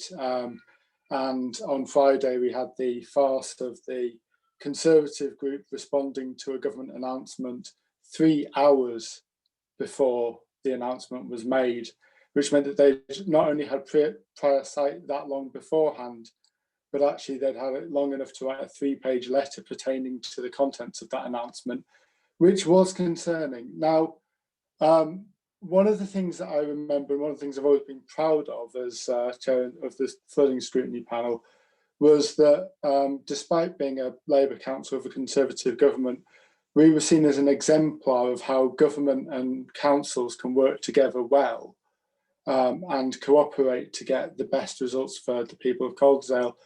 I just wonder what the Department of Health and Social Care could learn from the Environment Agency and Calderdale in terms of working well together with local democratic leaders. Thank you, Councillor Fenton Glynn. Councillor Swift. Thank you, Councillor Fenton Glynn. I think I agree with the broad, the broad direction of your question. I think we worked really hard to establish a strong relationship with, with the Environment Agency and to some extent with DEFRA behind them over flooding over a long period of time. And I think that's been really critical. I think it is important there to say that actually, whilst some of the national announcements have been really difficult, at a local and regional level, there has been really good and really important relationships between our Director of Public Health, our Chief Executive in particular, and the people from Public Health England, who have been quite critical to this.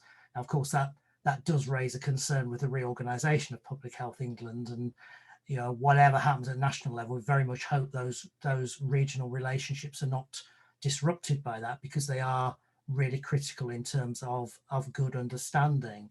But I think the broader message, and this really does overlap and go back to back to the previous discussion on devolution, really, that if there should be one thing that government, regardless of party, needs to have learned from the coronavirus thing, is that involving local councils and local communities early on is the right way to do it. And if the test and trace service had started by saying what needs to be done locally and what needs to be done nationally, I think we would be in a very different position, not just in Calderdale, but actually in most of the areas that are coping with different outbreaks, whether that's the areas across, across the north, or some of the areas in the south where you're seeing outbreaks associated with significant significant workplaces. So I think that really is the key message. I think you're right. We've seen through flooding, a strong local partnership with clear aims helps us to deliver, and that's what we need to see around tackling COVID going forward. Lovely. Thank you very much, Councillor Swift, for your response. Councillor Evans, you have a question. Thank you, Madam Mayor. My question, I think, is probably for Councillor Press. The January Council meeting, I forwarded a motion on a sensible approach to fireworks displays, but I haven't seen much happen in relation to this. If anything, the situation seems to have come a bit worse. For example, a major antisocial behaviour incident occurred on Springhall Lane recently, involving fireworks, fast cars, antisocial driving and so on, which upset many residents, but little, if anything, seemed to be done about it. Please can the portfolio holder tell me when some proactive action will be taken in relation to these issues? Thank you. Thank you, Councillor Evans. Who would like to take that question? Well, I think it's me, isn't the question was specifically to me. So thank you, Councillor Press. Thank you. Yeah, I mean, obviously, Councillor, it's a long time since we had the meeting in January, and I'm concerned to hear about the incident you're speaking about. Our enforcement team, and this isn't an excuse in any way, but I think we have to recognise that whatever we're doing now has to be looked at in the context of COVID-19 and the extra burdens it has put on our staff, and that most definitely includes enforcement, because they've been tasked with they've been tasked with everything from visiting licensed premises to seeing to seeing about fly tipping, and it's a huge task, and that isn't to say that the incident to which you're referring isn't important or should be disregarded, or we shouldn't do something as soon as we can. But if you could please send me the details, I'll pass that on to our enforcement team, and I'll try and get a definite timescale on that for you. But everything we say this evening is in the context of incredibly difficult times, and most definitely for our enforcement team, who've been so busy, as I said earlier, have been so busy and so stretched that they've had to actually increase their workforce by 40%. And hopefully the fact that they are doing that will have, it will have a constructive result on the kinds of incidents that you are talking about. We are, of course, dealing all the time with antisocial behaviour, which has escalated, obviously, in different kinds of ways throughout the pandemic. But I'm sorry to hear you feel frustrated about this. Please send me the details and I'll get an answer for you. Lovely, thank you, Councillor Press. And thank you for your question, Councillor Evans. Councillor Kavanagh, please. Hi, I have a question for Councillor Dacre. So at one of the place call-ins about the recycling centre, a representative of MP Craig Whitaker was there, and he talked quite passionately about a £20 million that have been given to the council for the COVID response. And I thought it was 16.9 million, so I'm not sure where that 3 million has gone, but it'd be really good to just get a bit of clarity on that in terms of, have we received 16.9 million? What is the breakdown in terms of what the COVID response looks like? Is there a shortfall in terms of what are the real costs of the COVID response?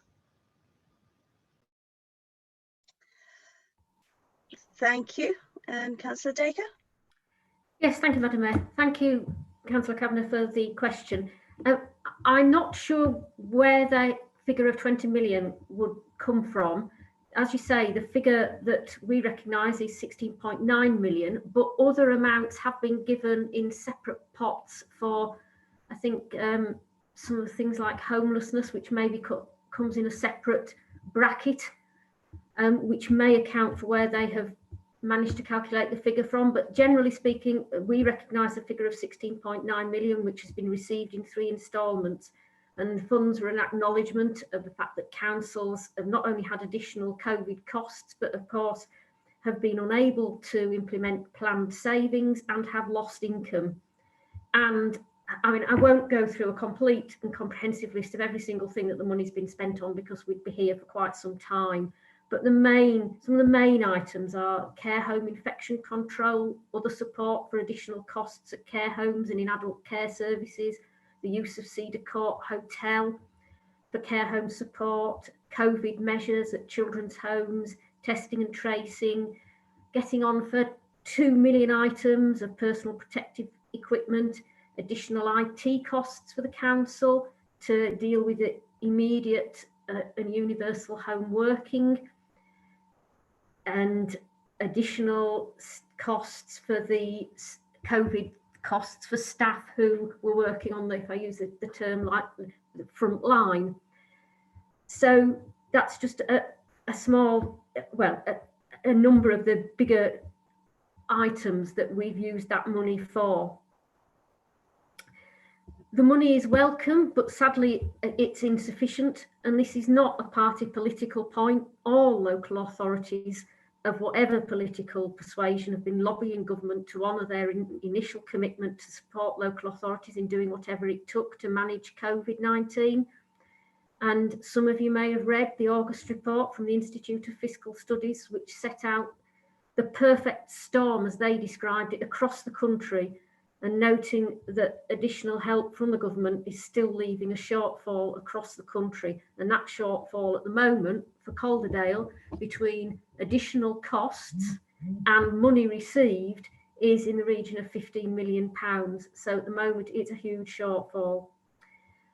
And of course, Calderdale is accountable to the government for the money that it receives and that it spends. And each month, Calderdale completes a 20-page detailed return to the government, setting out what additional costs they've spent the funding on, unachieved planned savings, money recoverable from other sources, for instance, the clinical commissioning group, and the loss of income that's attributable to COVID-19.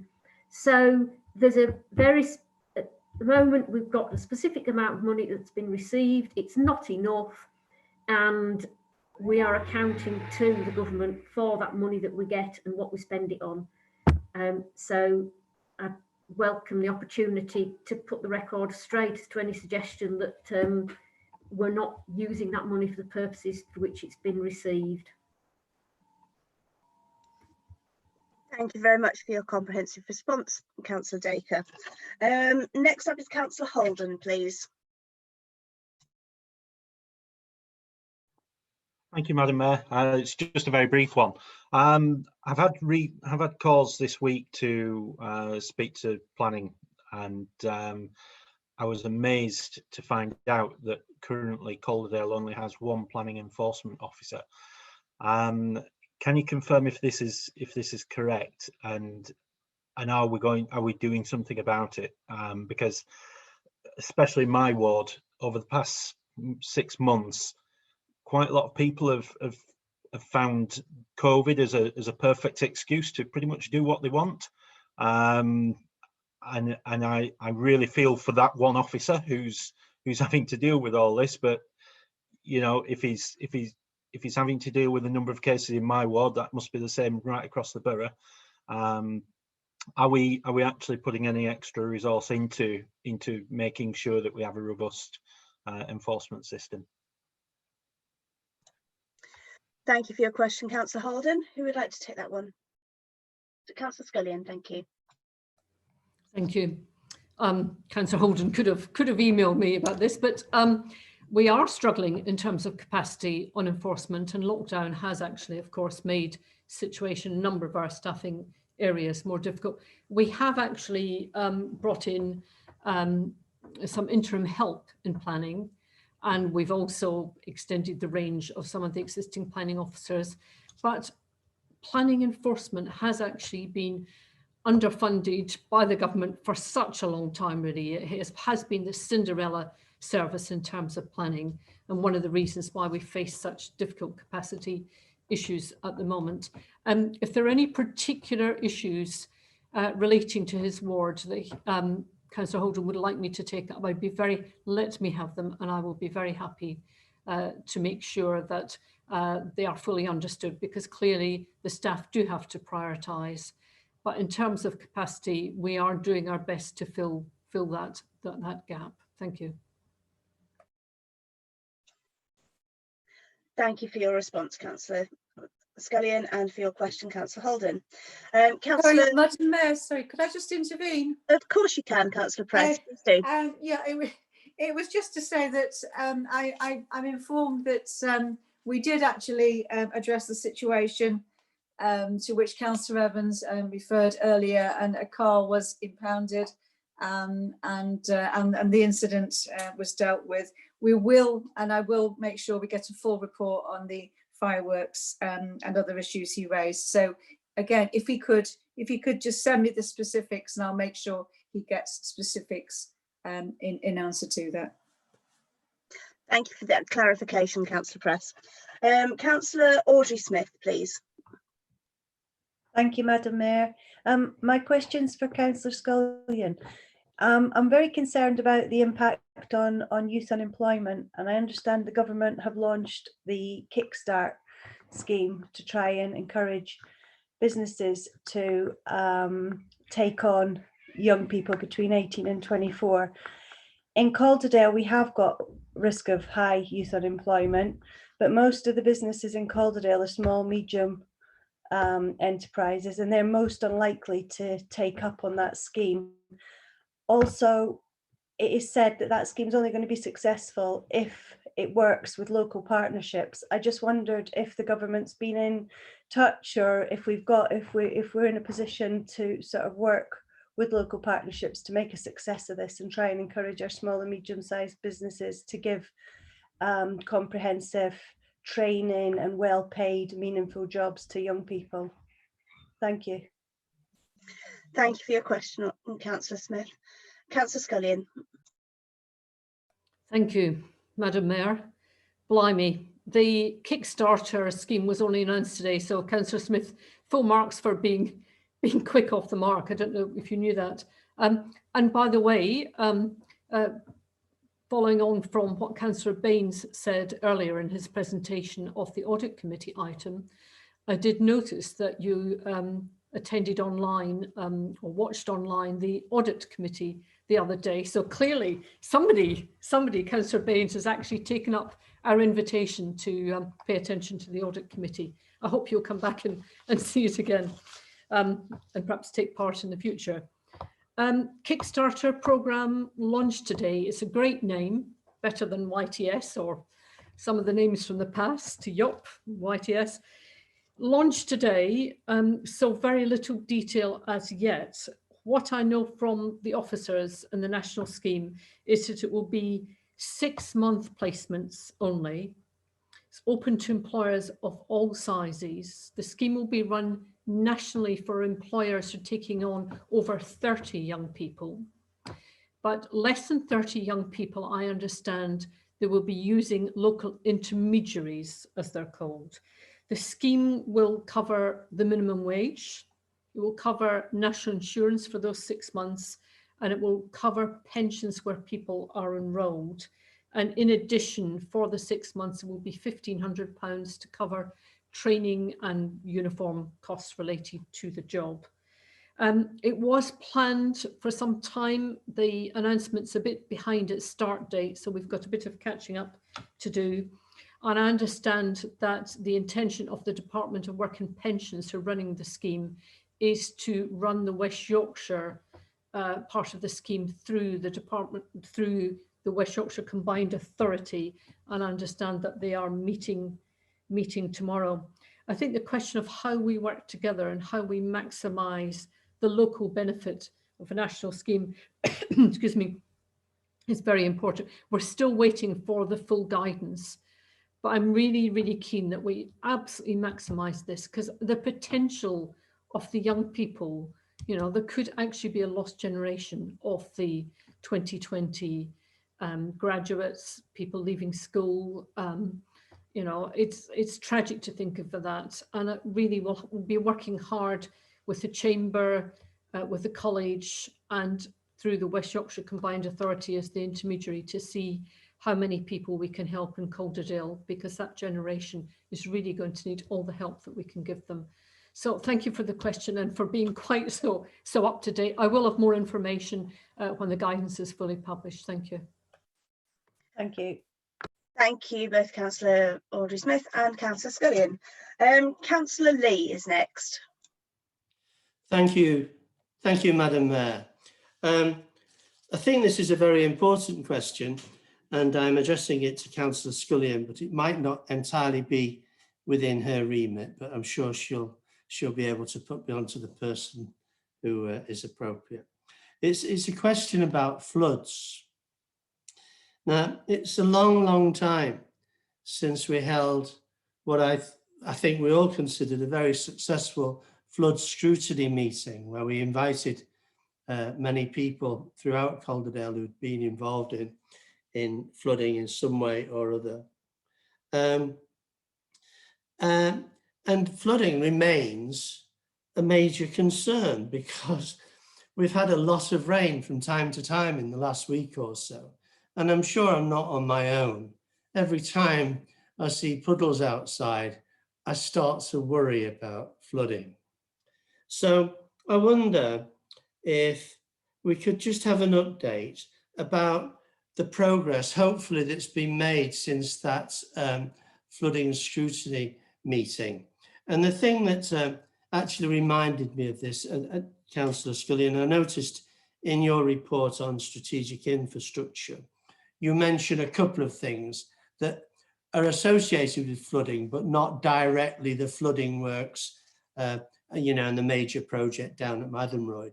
So I think everybody's concerned about this, and you know, it won't go away. And hopefully, in the times when we've had some good weather, we've made some real progress. So is there anything to report, please, Jane?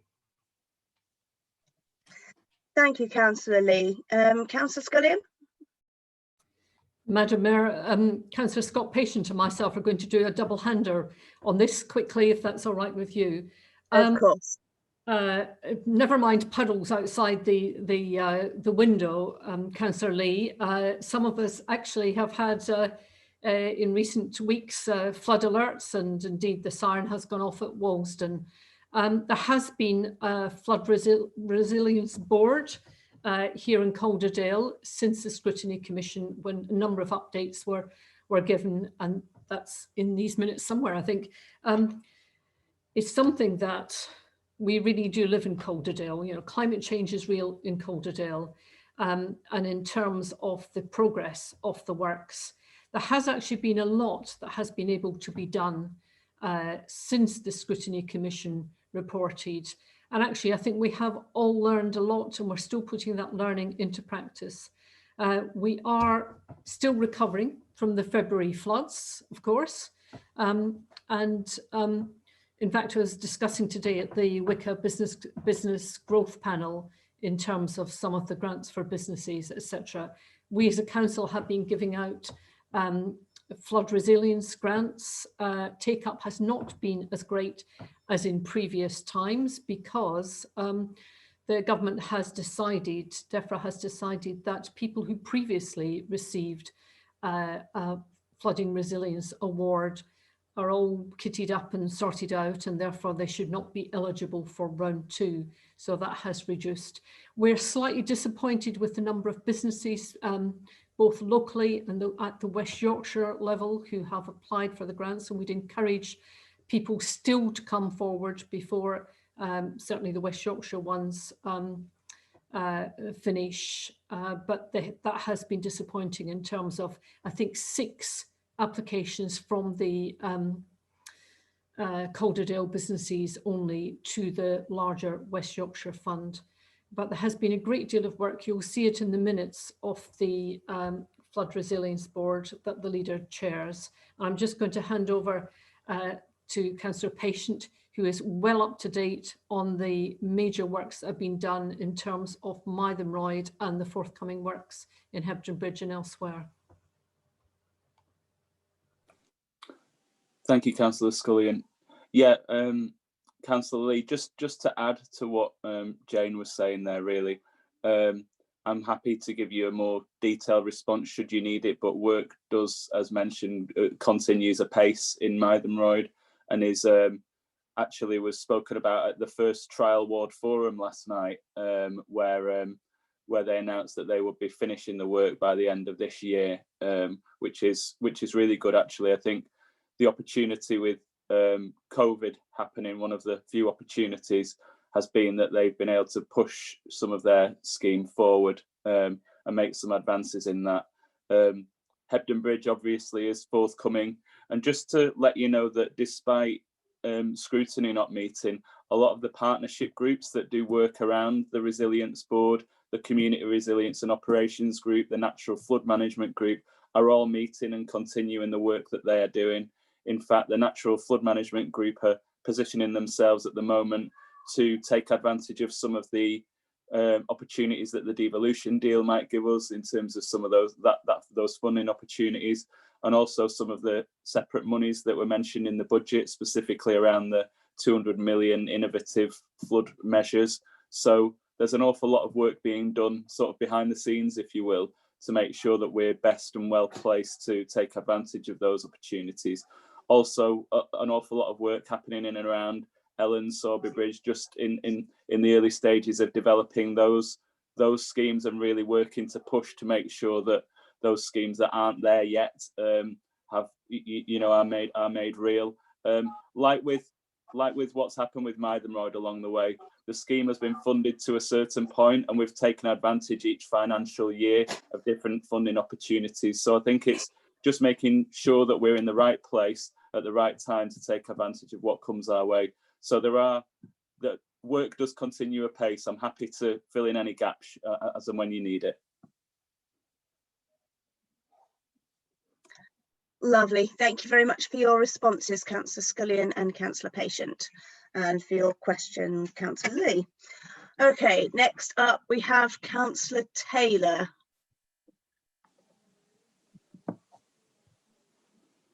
Councillor Taylor, are you there? Yes, I'm just unmuting, yes. Lovely. And please ask your question. Yes, last I heard, I don't know what we're spending on this fighting COVID. What is it, COVID-19 or something? But last I heard there were 3 people in Calderdale Royal in the COVID ward, which holds 26 people. The other thing is, we've been told, and I've had a few constituents say, hang on a minute, you're saying, or the media, shall we put it that way, are saying that Halifax has had a spike in COVID-19 cases. And they're saying, not in our backyard. And I just wondered if it was possible to get details of ward by ward where the problem is, so we can concentrate on dealing with it that way. That's all. Thank you for your question, Councillor Taylor. Who would like to answer this one? Councillor Swift, please do. Well, I think it has to be me, doesn't it? So I think a couple of points. I mean, there is a great deal of information that is published on the number of cases in individual areas. The main government data is published by something called super output areas, which are not exactly wards, but if you look at them on a map, you can pretty well identify where they are.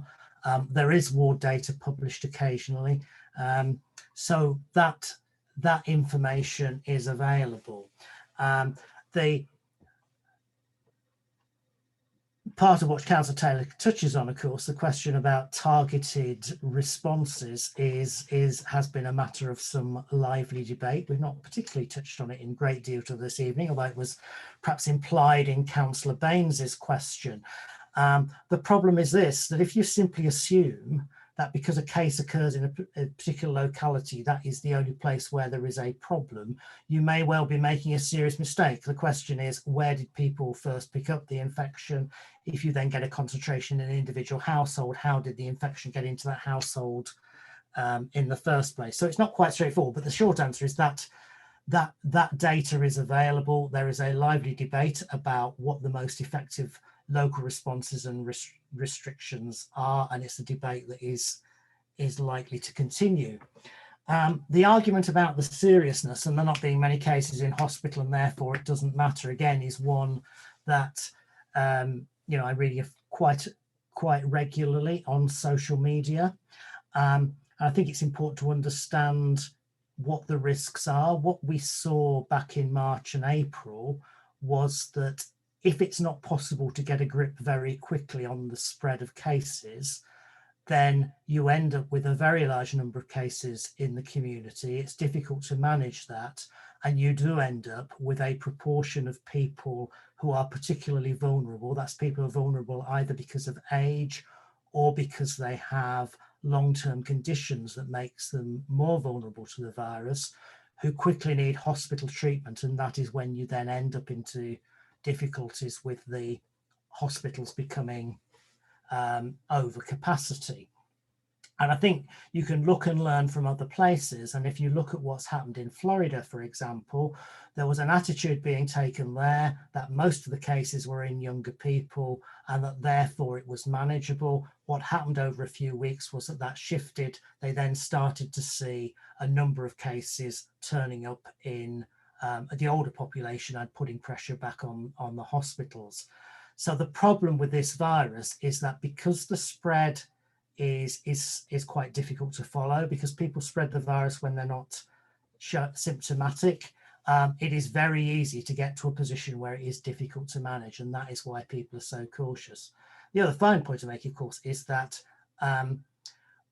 this virus, you know, there is nobody alive in the world who has lived more than 9 or 10 months with this virus, and we don't know if there are any long-term implications for people from having it.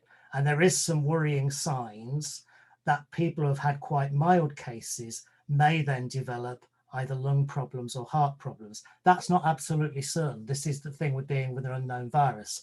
And one of the questions for politicians generally, therefore, is how far you take a prudent and cautious approach and how far you take risks that might come back and lead to significant health problems in the future. Thank you very much for your response, Councillor Swift. Councillor Taylor, I think you want to come back.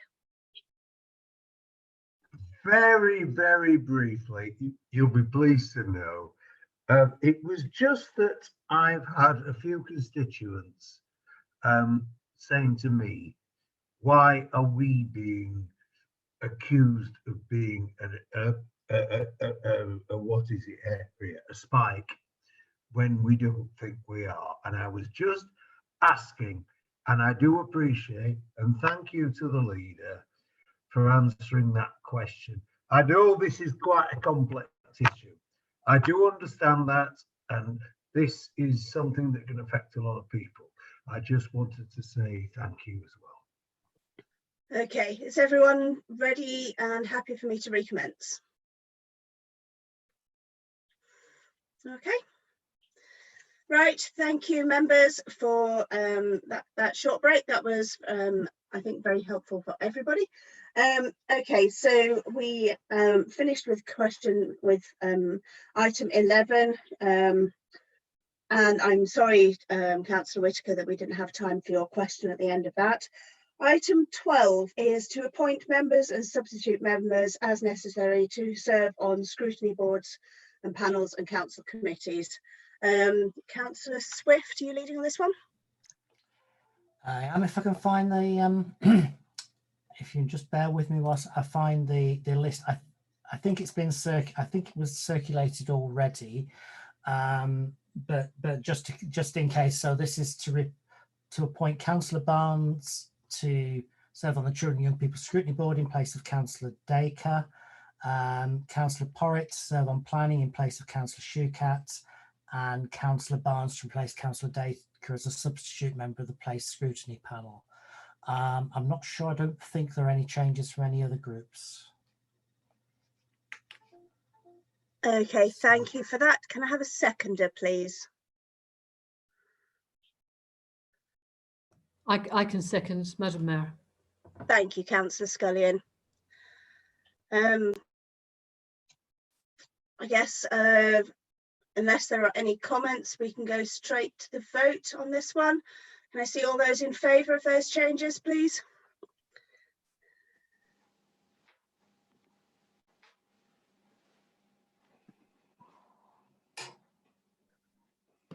Thank you, Madam Mayor.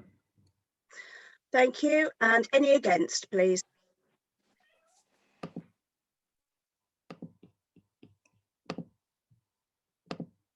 It's less than, Madam Mayor. Thank you. Thank you for that. Okay, that is carried. Next item is to appoint representatives as necessary to serve on outside bodies. Councillor Swift. Thank you, Madam Mayor. Have to admit the technology has defeated me on this one. So I don't know whether Ian or Kirsty can help me with the paper on this, the appointments on this. Apologies.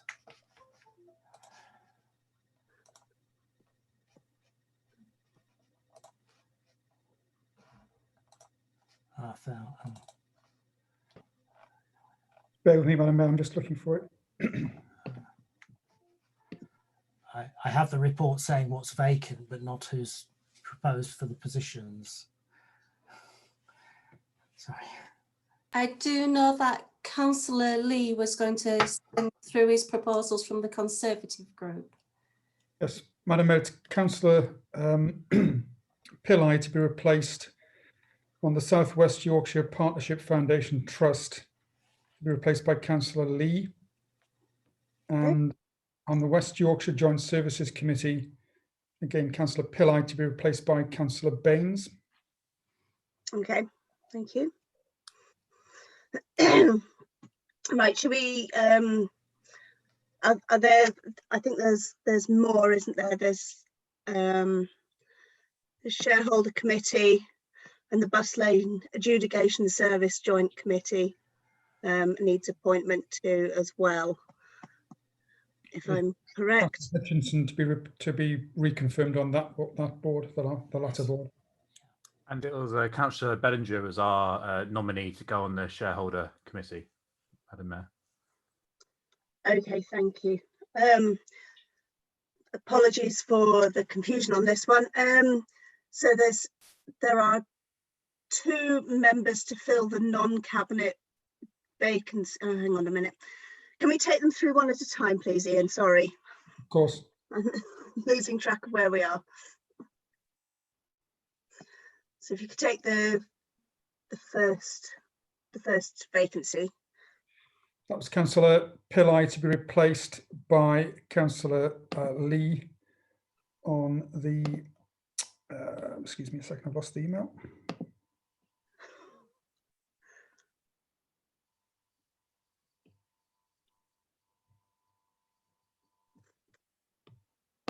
Sorry, Councillor Lee to replace Councillor Pillai on the South West Yorkshire Partnership Foundation Trust. Okay, are there, there's no clashes to that appointment, I hope. No, Madam Mayor. Right, that makes that one simple then. Do you want to vote on them individually as we're all having somewhat of difficulty finding various bits of paper? Does that make sense for everybody? Okay, so we can just take a quick vote on that particular one and then we can move on to the next. I apologise for doing it this way, but I think the technology and bits of paper are defeating all of us this evening. Thank you. All those in favour?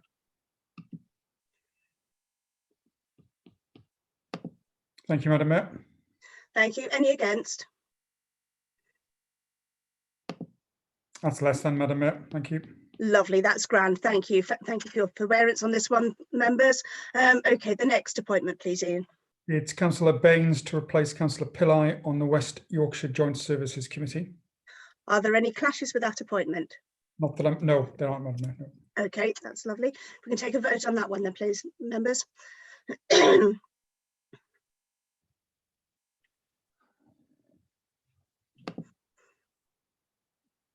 you, Madam Mayor. And any against, please? That's less than, Madam Mayor. Thank you. Lovely, that one is carried then. Thank you, members. And the next appointment, please, Ian. That's Councillor Hutchinson to go on the Patrol Bus Adjudication Committee. Okay, and I think Councillor Sweeney is to be deputy, is that correct? Yes. Okay, and there are no clashes with that appointment. There's no challenges. Okay, lovely. Can we take a vote on that one, please, members? All those in favour? Thank you, Madam Mayor. And any against? That's less than, Madam Mayor. Thank you. Lovely, thank you. And I think there's another appointment. Is that correct, Ian? It's Councillor Bellinger to be appointed to the Weave Shareholders Committee. Okay, is there an appointment from the Conservatives on that one as well? I think it's one from each of the other two largest political groups. I believe that's Councillor Caffrey. Yes, Councillor Lee is nodding, so it's Councillor Caffrey and Councillor Bellinger. Okay, and there's no clashes with that one, I hope. Okay, can we take a vote on that then, please, members? Thank you, Madam Mayor. Thank you. And any against? That's less than, Madam Mayor. Thank you. Okay. Are there any other appointments on this particular item, Ian? Not that I'm aware of, Madam Mayor. Kirsty, I'm just checking. You're not aware of any? No, that's it, Madam Mayor. Thank you. Lovely. Thank you very much for your forbearance on that one, members. With the sort of the various different bits of paper, it seemed the easiest way to cope with that one without getting into a pickle. So that's grand. Okay, that's the outside bodies dealt with. So now we go on to questions under Council Procedure Rule 13. I understand, Councillor Baker, you have 2 questions. I'd be grateful if you could read them out in full, just for the sake of clarity. Thank you. Thank you, Madam Mayor. So we'll do them, I think, one question at a time. So the first question is around the scrutiny response to the pandemic. In March, our council leader said that the coronavirus pandemic was the greatest challenge we had faced since World War II. A slight change from January where he said we should be more worried about the flu. But anyway, it was the greatest challenge since World War II. So would you agree that the greatest challenge since World War II requires a great scrutiny response to it as well? And if so, would his administration agree to help support setting up a cross-party COVID-19 pandemic commission in the same way as we did the flood commission that won a great kind of accommodation from people at the time and was a very successful piece of work? And could we do something as well to look at our pandemic response so we are prepared in the eventuality of a wave 2 or a future pandemic flu outbreak? Thanks. Thank you. Councillor Swift, if you'd like to reply.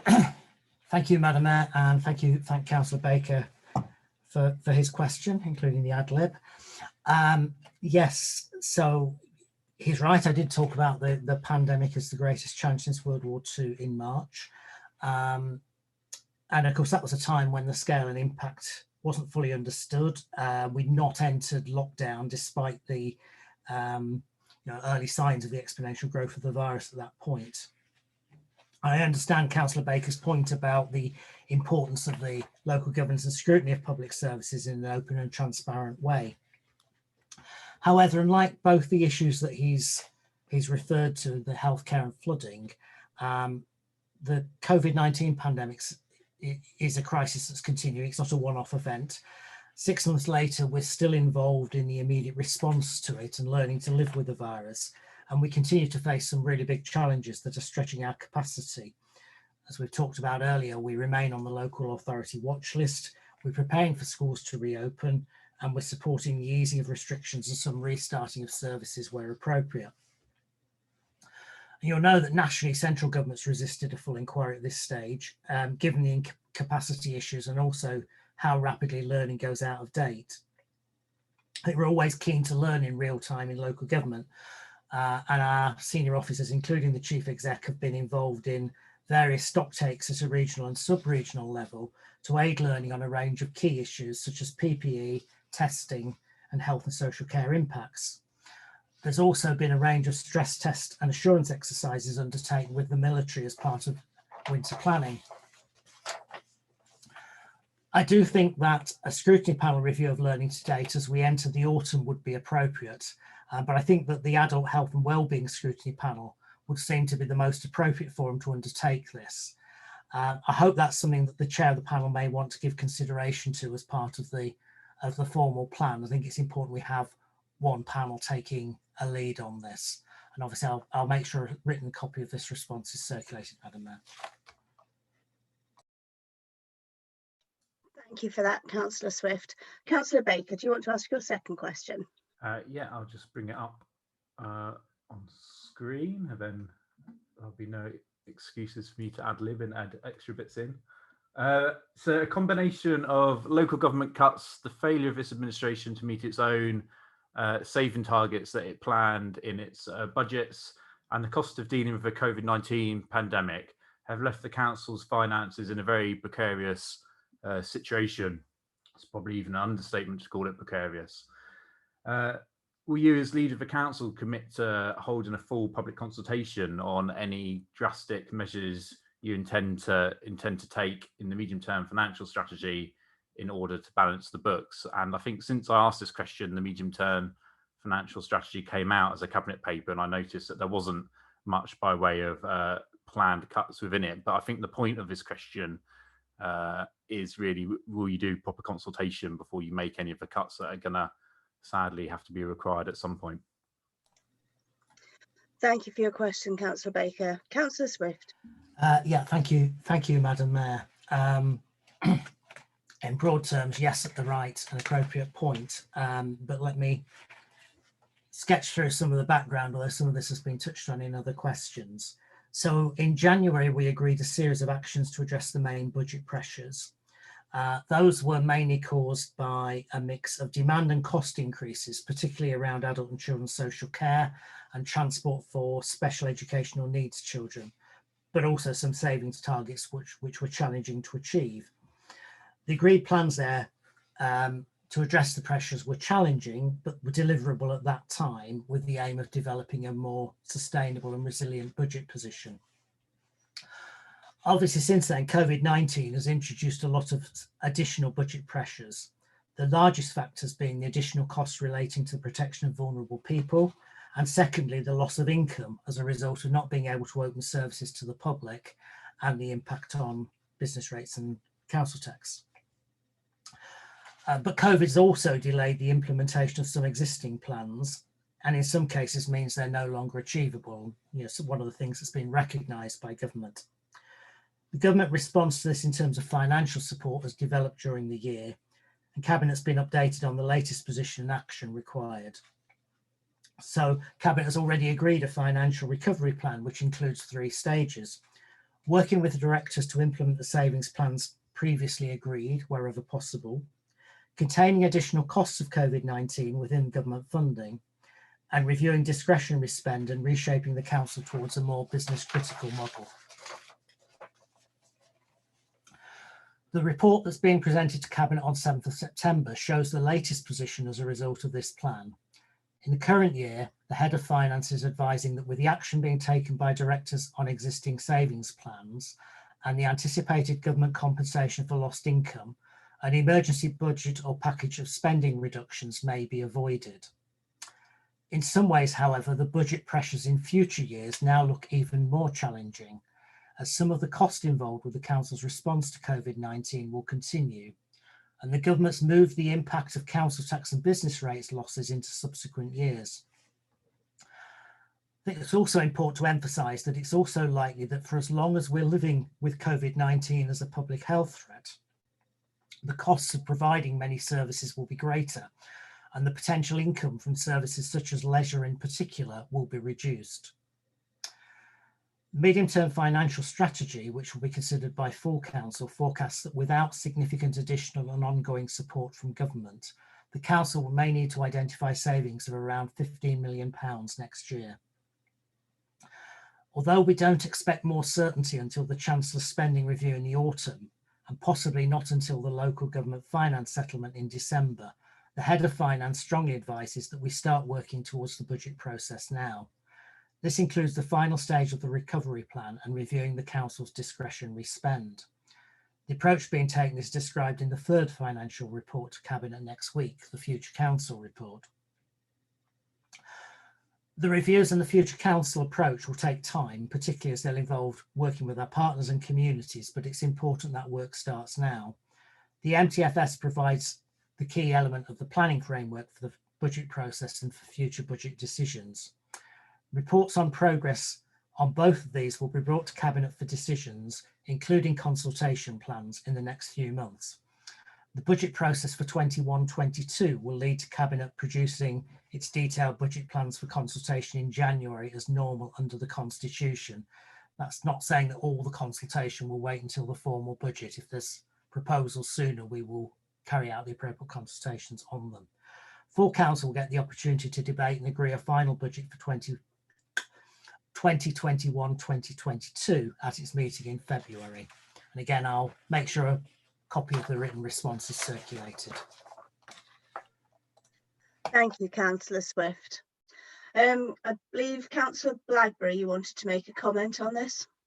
Thank you, Madam Mayor, and thank you for allowing me to speak on this. In relation to Councillor Baker's first question, to just notify members, I'm more than happy to conduct a report, a full scrutiny, and would very much welcome anybody that would like to come to that review as a cross-party and certainly through the Adults Health and Social Care Board. I think that's probably quite an appropriate place to be if that's acceptable to other members. So thank you, Madam Chair.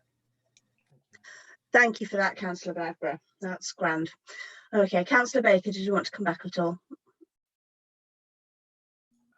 Just really to say, I mean, Councillor Swift said the government hadn't committed to an independent inquiry.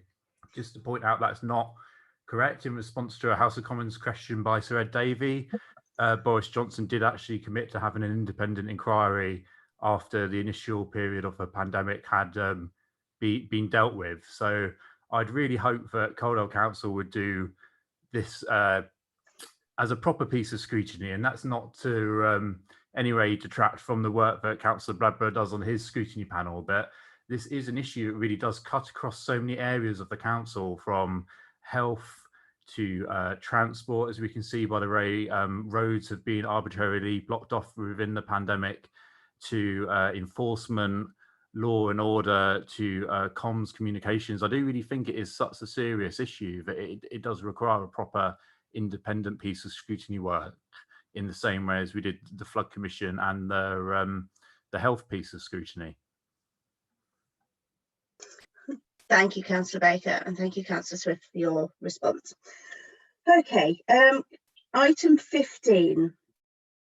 At the start of this item, obviously members will be aware that there has been a composite motion submitted to replace the two motions, motion A from Councillor Scullion and motion B from Councillor Evans, as they were both broadly on the same topic. In order to progress with the debate on the composite motion, I need to ask first whether the meeting is happy to consent to the withdrawal of the two motions on the summons and the replacement with the composite motion. So if you could all just raise your hands if you're in favour of that option. Thank you, members.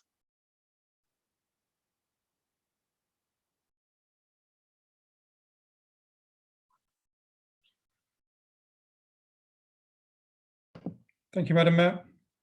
And are there any against? That's the last stand, Madam Mayor. Thank you. Thank you for that. Okay, so I understand Councillor Scullion, you are to propose the motion, and Councillor Evans, you are to second. Is that correct? The composite motion. Thank you, Madam Madam Mayor. Mayor, Councillor Scullion, please go ahead. The composite motion, because of it being presented after the summons went out, will be shared on screen for the benefit of those people who are watching the live stream on YouTube. So it'll be put on screen if members are concerned about losing sight of a range of other members in the meeting. Thank you.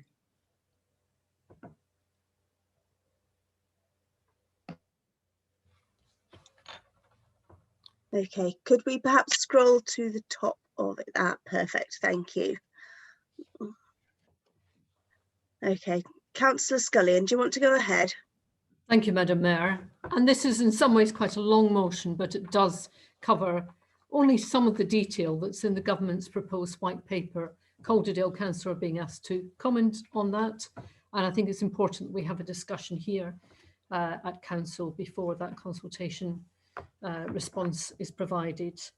One of the things I want to say about this white paper is I think it falls into the same trap as some of the recent discussions about education and particularly grades of exams, because I think it is actually too much dependent on an algorithm, and I'll explain what I mean by that in a moment. Nobody's denying, Madam Mayor, that the system did actually need some improvement, and all members involved in their ward know that, and in the planning committee. It can be slow, it can be costly, it can be rigid, and it is actually poorly understood by the public what the planning rules of this country are. And we also welcome many aspects of the white paper, particularly emphasis on the environment, on good design, things like that. But the good parts of this paper should not actually be used to exclude local government from planning decisions. And in terms of the algorithms that are being talked about here, the main proposal within the paper is to recategorize planning issues into 3 parts, as it says in the motion. That there would be areas which were designated for growth, where decisions were made up front as to which area was designated, and then there would be very little, if any, consultation with local people before housing or employment spaces were built on that land. So areas designated as growth really favours, we would argue, big developers and disadvantages small developers. Other areas would be designated for renewal, and there would only be some conditions on that use of land. And then finally, there would be a 3rd category in this algorithm of protected land, of green belt. It does actually favour upfront consultation, and the actual development in all of these sites could happen many years after the designation. So I would say there are a number of things that we're unhappy about. The first is that this designation is simply too simplistic, and it is tipping the balance of power away from local people towards large developers who can afford to put an enormous amount of effort into that front loading of the planning designation. The second thing is that it marks a real tipping point, a shift away from local people, and it curtails the influence of local authorities, and not just the planning committee, but local people. And you'll see there's a reference in the motion to the digitisation of the planning system entirely. And I don't know about you, but often I have to help people who don't understand the planning system, certainly can't get online, and certainly wouldn't attend a Zoom meeting. I think the importance of just putting a notice on a lamppost that everybody can see who's concerned in that area is very important.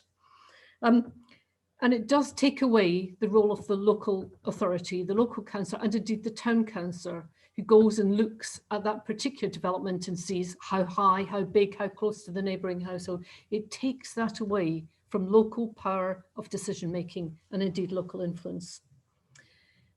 And the other thing that the motion says is that we're not entirely convinced that actually this is tackling the right problem.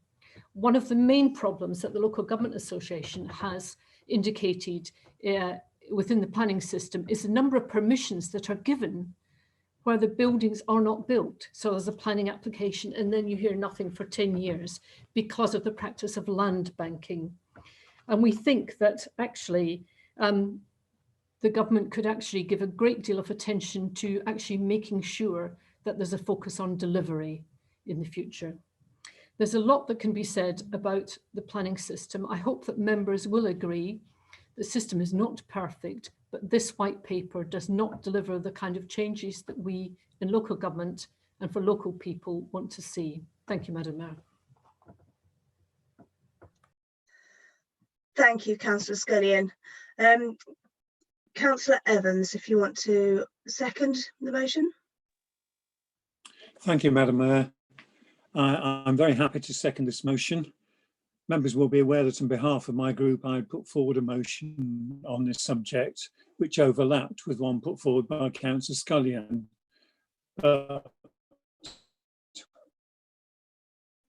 We've agreed most many of the points which Councillor Scullion we are in total agreement with. I'm sure that members and ministers agree this agenda in the way any must have more emphasis on energy environmentality. However, I think the inclusion of these goals is a very weak and ineffective attempt to hide some totally unacceptable objectives which are also included. To be honest, the white paper is utterly vacuous. It's not the ambitious, radical plan we need to solve our housing crisis. It does not recognise that consistent underfunding of local for them to provide the level of service that residents have a right to expect, whilst making effective enforcement problematic, as I and many other member colleagues will know only too well. There is no mention of the 1 million homes committed by 2020 and no new money for investing in these homes that we need. It's clear the government has no real grip on the situation at all. We desperately need genuinely affordable housing and many more homes for rent, and yet there was nothing announced to help the 35,000 people who have been on housing waiting lists for over 10 years. As Councillor Scully has pointed out, the proposal to categorise the land into 3 types, growth, renewal and protected, is a spurious oversimplification.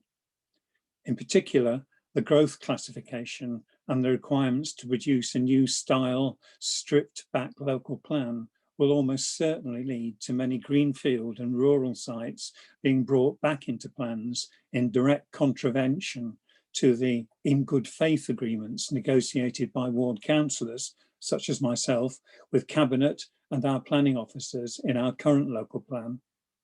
This is a direct attack on local democracy and the right of residents to take part in local decisions that affect them personally. Furthermore, the scrapping of Section 106 agreements and the morphing of the community infrastructure levy into a nationally set levy will almost certainly allow developers far too much wriggle room and take away even more local decision making, whilst requiring local authorities to increase short-term borrowing for associated upfront infrastructure requirements. I therefore urge members to support this motion and, in summary, say that if we had a well-resourced planning system focused on sustainable development, quality placemaking and genuine public participation, then Calderdale will get the right homes in the right places with the right jobs and right infrastructure. That includes genuinely affordable homes and social housing too. Planning professionals, environmentalists, conservatives and social housing bodies are all worried about these new proposals, and I share their concerns. Handing more power to developers won't give us the homes we need at the same time as reducing inequality and tackling climate change. These proposals are an attack on local democracy and will deny people the chance to have their say on local development. Thank you, Madam Mayor. Thank you, Councillor Evans. Okay, so Councillor Bellinger has indicated he wishes to speak. Yes, thank you, Madam Mayor. I'll just be brief on this one. I'm fully supportive of this motion. As we all know that the planning process is quite complex, as Councillor Scullion quite well stated. And the residents who have lived within our wards for many years rely upon us as ward councillors to support them at times when planning applications have gone in that might have a detrimental impact to their outlook or to the area in which they actually live. We rely on the people of our wards, the constituents, as to a way we actually shape the areas in which we live and the way they live. They have their voice and we listen to their voice. And there's no one knows the way of the land better than a person who's lived there for 10, 20, 30 years plus. So as planning officers within the authority, we sometimes listen to the members of the public to gain knowledge from them to make an informed decision on planning applications sometimes. And again, like I say, the constituents rely on us to support them with these applications. If that bit of democracy is taken away from our residents, then their voice has gone. And the way we shape our areas, our wards will change in a way where we have no say on how they changed. But it'll be down to developers who don't live within these areas, who don't know the land as well as the people who have lived here for many years. People who know where underground springs lie, which we've had a number of issues in Greetland Ward because the springs run from Norland down through the valley down into the bottom. And we've seen where development's taken place, where it's actually changed the direction of a spring, causing it to come up in other people's gardens. So we rely heavily on the knowledge of people to make, like I say, informed planning decisions. So at the end of the day, I will be supporting this motion to ensure that we keep that democracy and we keep the voice of the people in perspective, and we help to support them. Thank you, Madam Mayor.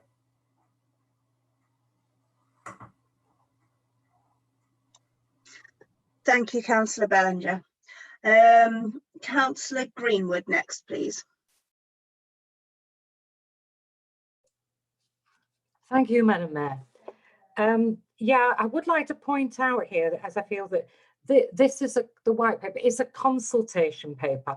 It's a long way away from being finalised, and there's a lot of people that will have their input in this before it is finalised. It's to go through the motions of being a white paper, a green paper. It's to go to the House of Lords. It will take a long, long time before it's finalised. So there will be a chance for people to have a lot of input into this. Now, today we're talking about councils and the authority controlling what they build.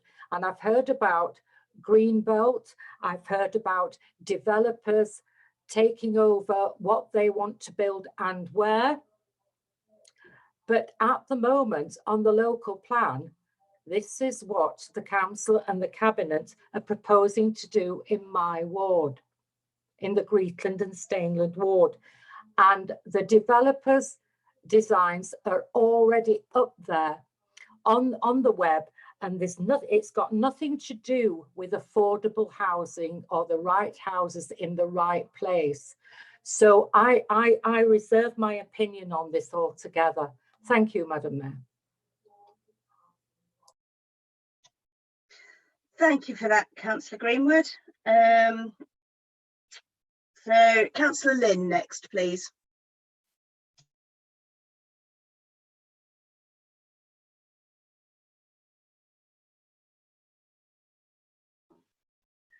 Apologies for the delay, Madam Mayor. I was struggling to unmute.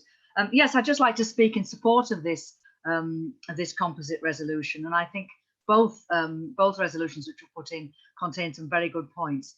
I think that the debate that's gone on nationally about this, or that started already about this, would suggest that it's not simply authorities in the north of England that have got some concerns about it. I think there are authorities and political groups all right across the political spectrum that are really quite concerned about this. It is difficult to avoid the conclusion that that in a sense the government has in mind really supporting volume house building by major developers, which are not necessarily going to be addressing the housing needs that we've got here. I know in my own ward that the need for social housing, the need for affordable housing is very acute. But I really don't think that the proposals contained in the government's intentions here are going to actually meet the needs of my constituents in Park Ward. And I think one of the things it'd be very interesting to hear from perhaps from members of the Conservative group on the council, because I think it would be absolutely fantastic if some of our Conservative councillors were prepared to actually endorse this resolution. And perhaps Calderdale we could have a first in Calderdale of passing a resolution like this, which is asking the government to think again unanimously. Thank you. Thank you, Councillor Lynn. Next up, we have Councillor Hutchinson, please. Thank you, Madam Mayor. I think this white paper represents a huge missed opportunity, and it does nothing to address the main issues facing the housing market in England. We build smaller, less energy efficient and more expensive housing than almost any other country in Europe. The planning system is not the reason for the low numbers of houses being built. This has been said, there's more than 800,000 permissions that have been granted that have not been built out. As long as it is more profitable for the landowners, house builders and financiers to hang on to undeveloped land rather than build homes, we're never going to have sufficient housing. And it's not in the interest of house builders to build more. It's scarcity which increases the price that they can charge for them, and they make more money from holding on to undeveloped land than they do from selling houses. That's why the ratio of house prices to average salaries in Calderdale has increased from 3 to 1, house prices being 3 times the average salary 20 years ago, to being 5 times the average salary now. So I think, and you know, the environmental credentials within these plans are very weak indeed, and we really need to see some movement on the future homes proposals that were debated last year to actually get houses that are built to be carbon zero within the near future, not at some remote time in the distance. Thank you, Madam Mayor. Thank you, Councillor Hutchinson. Next up, we have Councillor Baker, please. Thank you. Just one point, reading the foreword of the white paper consultation, the Prime Minister states, as we approach the 2nd decade of the 21st century, I think we should probably write to him and point out we're approaching the 3rd decade of the 21st century. So I'm a bit concerned, you know, the Prime Minister doesn't even know what decade we're in, but he typically has a loose grasp of reality, as we can see by previous claims regarding oven-ready deals and Brexit.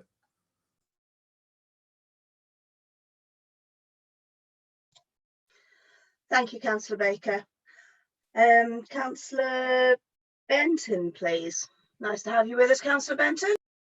Thank you, Madam Mayor. Nice to address you as well this evening. I don't quite know where to start, to be brutally honest. Hearing this discussion, quite filled with irony, actually, the comments from both Labour and Liberal Democrats in relation to the travesty of taking planning policy out of a local council's hands. Well, let's have a look at this council's record on housing over the last 10 years. 10 years since a local development plan was started. And where are we exactly? Nowhere. We are one of a handful of only 400 local authorities in the whole of England not to have signed off a plan. And yet you have the audacity to bemoan the government's efforts at now stepping in and making sure that local authorities are in a position to actually agree local plans and deliver housing. It really is irony of the highest belief. Several years ago, the government wrote to Calderdale to criticise the lack of your progress on delivering a local plan. And here we are, where the planning inspectorate locally is still looking at your plan to determine whether or not it's fit for purpose. So is there any wonder the government, if it is serious about delivering housing growth, which we are, has to take these decisions out of local authorities' hands when you clearly have demonstrated that you're not up to the job? And then, of course, we've heard the comments about the fact that local people would somehow be disenfranchised because local planning decisions will be taken out of council's hands. Well, quite frankly, what about the 2,000 residents of Clifton who have been disenfranchised and continue to be disenfranchised by a local development plan which isn't fit for purpose? Where have you been listening to their concerns? Where have you been engaging with that community? Nowhere to be seen, and yet we see a poor local development plan with poor infrastructure being ramrailed through against their wishes. That is a real travesty here. Now, I make no apologies whatsoever for supporting this white paper, because local authorities, Calderdale primary among them, have clearly shown that they are not fit for the job. Housing is too important to ignore. For people up and down Calderdale, primarily, by the way, in the upper Calder Valley, who can't afford decent housing, and yet they are being let down because the delivery of housing is far too slow. So the message from the government is clear. You either get your own act in order and deliver local plans, or the government will do so to make sure that working people have somewhere affordable to live. Thank you. Welcome back, Scott. Thank you for your comments, Councillor Benton. Okay, Councillor Allen next.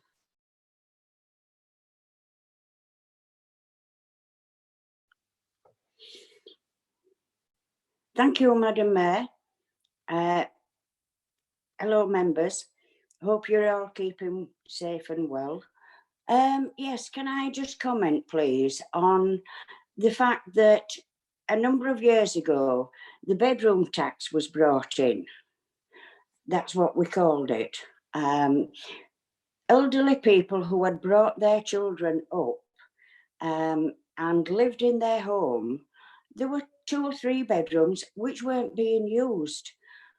But our problem in Calderdale was, at that time, and still is, I'm afraid, the simple fact that we can't move them into another home because we don't have these homes available for them. So yes, we do need affordable homes, but we also need smaller homes so that these people actually can have somewhere to move, given the opportunity to do so. And yes, I do support this motion very much, but I do believe that we actually have to have the homes, decent homes for people to move into. Thank you, Madam Mayor. Thank you for your comments, Councillor Allen. Next up, I think we have Councillor Barnes, please. Thank you, Madam Mayor. I note actually that we're still waiting for Councillor Benton's own version of the local plan that he actually promised 3 years ago, but let's not go down that road, shall we? There are 3 aspects of the plan that I wish to comment upon, in part both to debunk the rationale behind the proposals as well as the proposals themselves. The simple premise is that the proposals is false. The current planning system is not wholly responsible for the situation we found ourselves in. The current system, for all its faults and faults that it has, the recent approval of a planning development in Skirkett against the local wishes or the wishes of the local population, okay, is a prime example of that. In fact, the system is more than capable of supplying sufficient land into the market, as we've already heard. The problem is that a dysfunctional market where in part developers can obtain permission to build up their land bank with no intention to build and only improve their balance sheet is part to blame. Nor will these proposals enhance local democracy. In fact, they are likely to result in the opposite. Let us not go down the route of digital only, which seeks to disadvantage certain sections of society. Research clearly shows that only when an application is being actively discussed do local people engage with the process. This proposal actually reduces by about half the opportunity of local people to have their say. Finally, the concept of zones. Evidence from other countries is clear in that they do not necessarily improve efficiency or outcomes, and they are highly inflexible to cope with the changing needs and demands. In fact, the government's are different from the other examples of zoning, failing to acknowledge the variety of complex issues raised by developments and inevitably creating conflicts between different interest groups and the wishes of the local population. The introduction of a data-driven, untested process will, in my view, result in more problems for local residents. Thank you. Lovely, thank you for that, Councillor Barnes. There are only 4 minutes left on this motion, so I'm going to go back to Councillor Scullion and then to Councillor Swift for closing remarks. Thank you. Thank you, Madam Mayor. I was rather alarmed by Councillor Benton's distaste for local councillors. Yes. And the view that they were quite simply not fit for the job. And I pondered whether he was speaking as an MP or as a local councillor with the interests of council and Calderdale at heart. But that's something perhaps to discuss another time.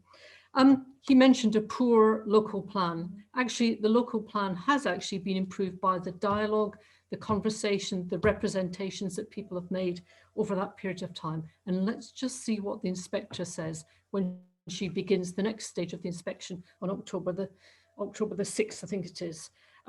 There's a lot more that I could say about this white paper. It is a white paper, which means it's a statement of government policy upon which they are consulting. It's not a green paper in terms of early ideas. This is a government in a hurry because it wants to front load lots of its initiatives during the fixed term parliament. And I expect much of what's in this white paper to go ahead and become law if we don't make very, very serious representations about how it might change. People have said things about the focus on delivery, the need for locally led housing and planning. And actually, I think one of the things that we could do is we could have more dynamic local plans, which actually are much more responsive to the characteristics and the emerging changes in any particular borough. I think we could really focus on delivery. I think the government could actually give councils powers to rescind planning permission where it's not acted upon. And I think the government could actually ensure that councils are able to stimulate housing delivery or indeed do it themselves. I commend this motion to you from ourselves on the Labour Party and the Liberal Democrats, and I hope you will give it your full support. Thank you, Councillor Scullion. Councillor Swift, do you have any closing statements? Very briefly, excuse me, very briefly, Madam Mayor. I think Councillor Scullion responded to most of the points in that have been made in the debate. But I think also I'd endorse the points Councillor Barnes made as well. You know, the issues with the housing with the housing market and the lack of build. There there is a determination on the part of some Conservatives to believe that the problem is the planning system. Almost nobody else amongst housing experts agrees with that. And the biggest issue is about how you get development moving. Councillor Barnes highlighted the number of sites that have planning permission but don't lead to development then going forward and taking place. I do find it somewhat frustrating that over the last couple of years, I've heard from the Conservatives both that we should have got the local plan done quicker, but then every time it's actually come to council for agreement, they've wanted to refer it back for further discussion and changes. And as Councillor Scullion says, it will be interesting to see what the outcome of the next stages of the inspectors are. I suspect it will prove to be rather more robust than some of our opposition members are implying. Thank you, Councillor Swift. Okay, now, so we move to the vote. So if I can remind you members to show your hands clearly on your screen. So can we see all those in favour of the motion, please?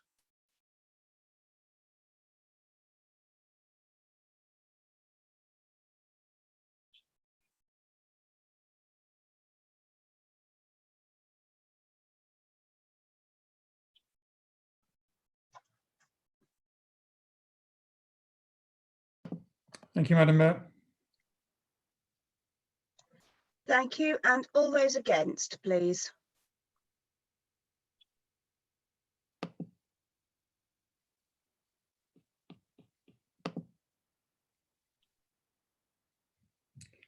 That's less than, Madam Mayor. Thank you. And for the record, any abstentions? If you're abstaining, please show.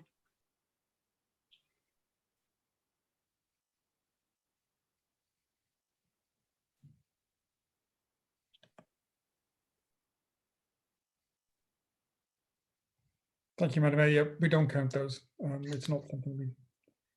Okay, thank you. So that is carried then, members. Thank you very much for your support on that item. It was useful to have the composite motion rather than have the same debate twice. Madam Mayor, can I please interrupt? Very briefly, Councillor Carter. A point of order. That was another indication of a point of order. Abstentions are not counted within the scheme of things, and it's every time it comes to a vote, you always ask for abstentions. I'm sorry, but it's not part of the process. So can we please stop asking for abstentions? I beg your pardon, Councillor Carter. I stand corrected. Okay, thank you for that, members. So we move on to item 16, which is comments on the work of scrutiny boards and panels. And I will remind you that we have the 2 exempt items after this. So are there any questions or comments on the work of scrutiny boards that anybody wishes to make?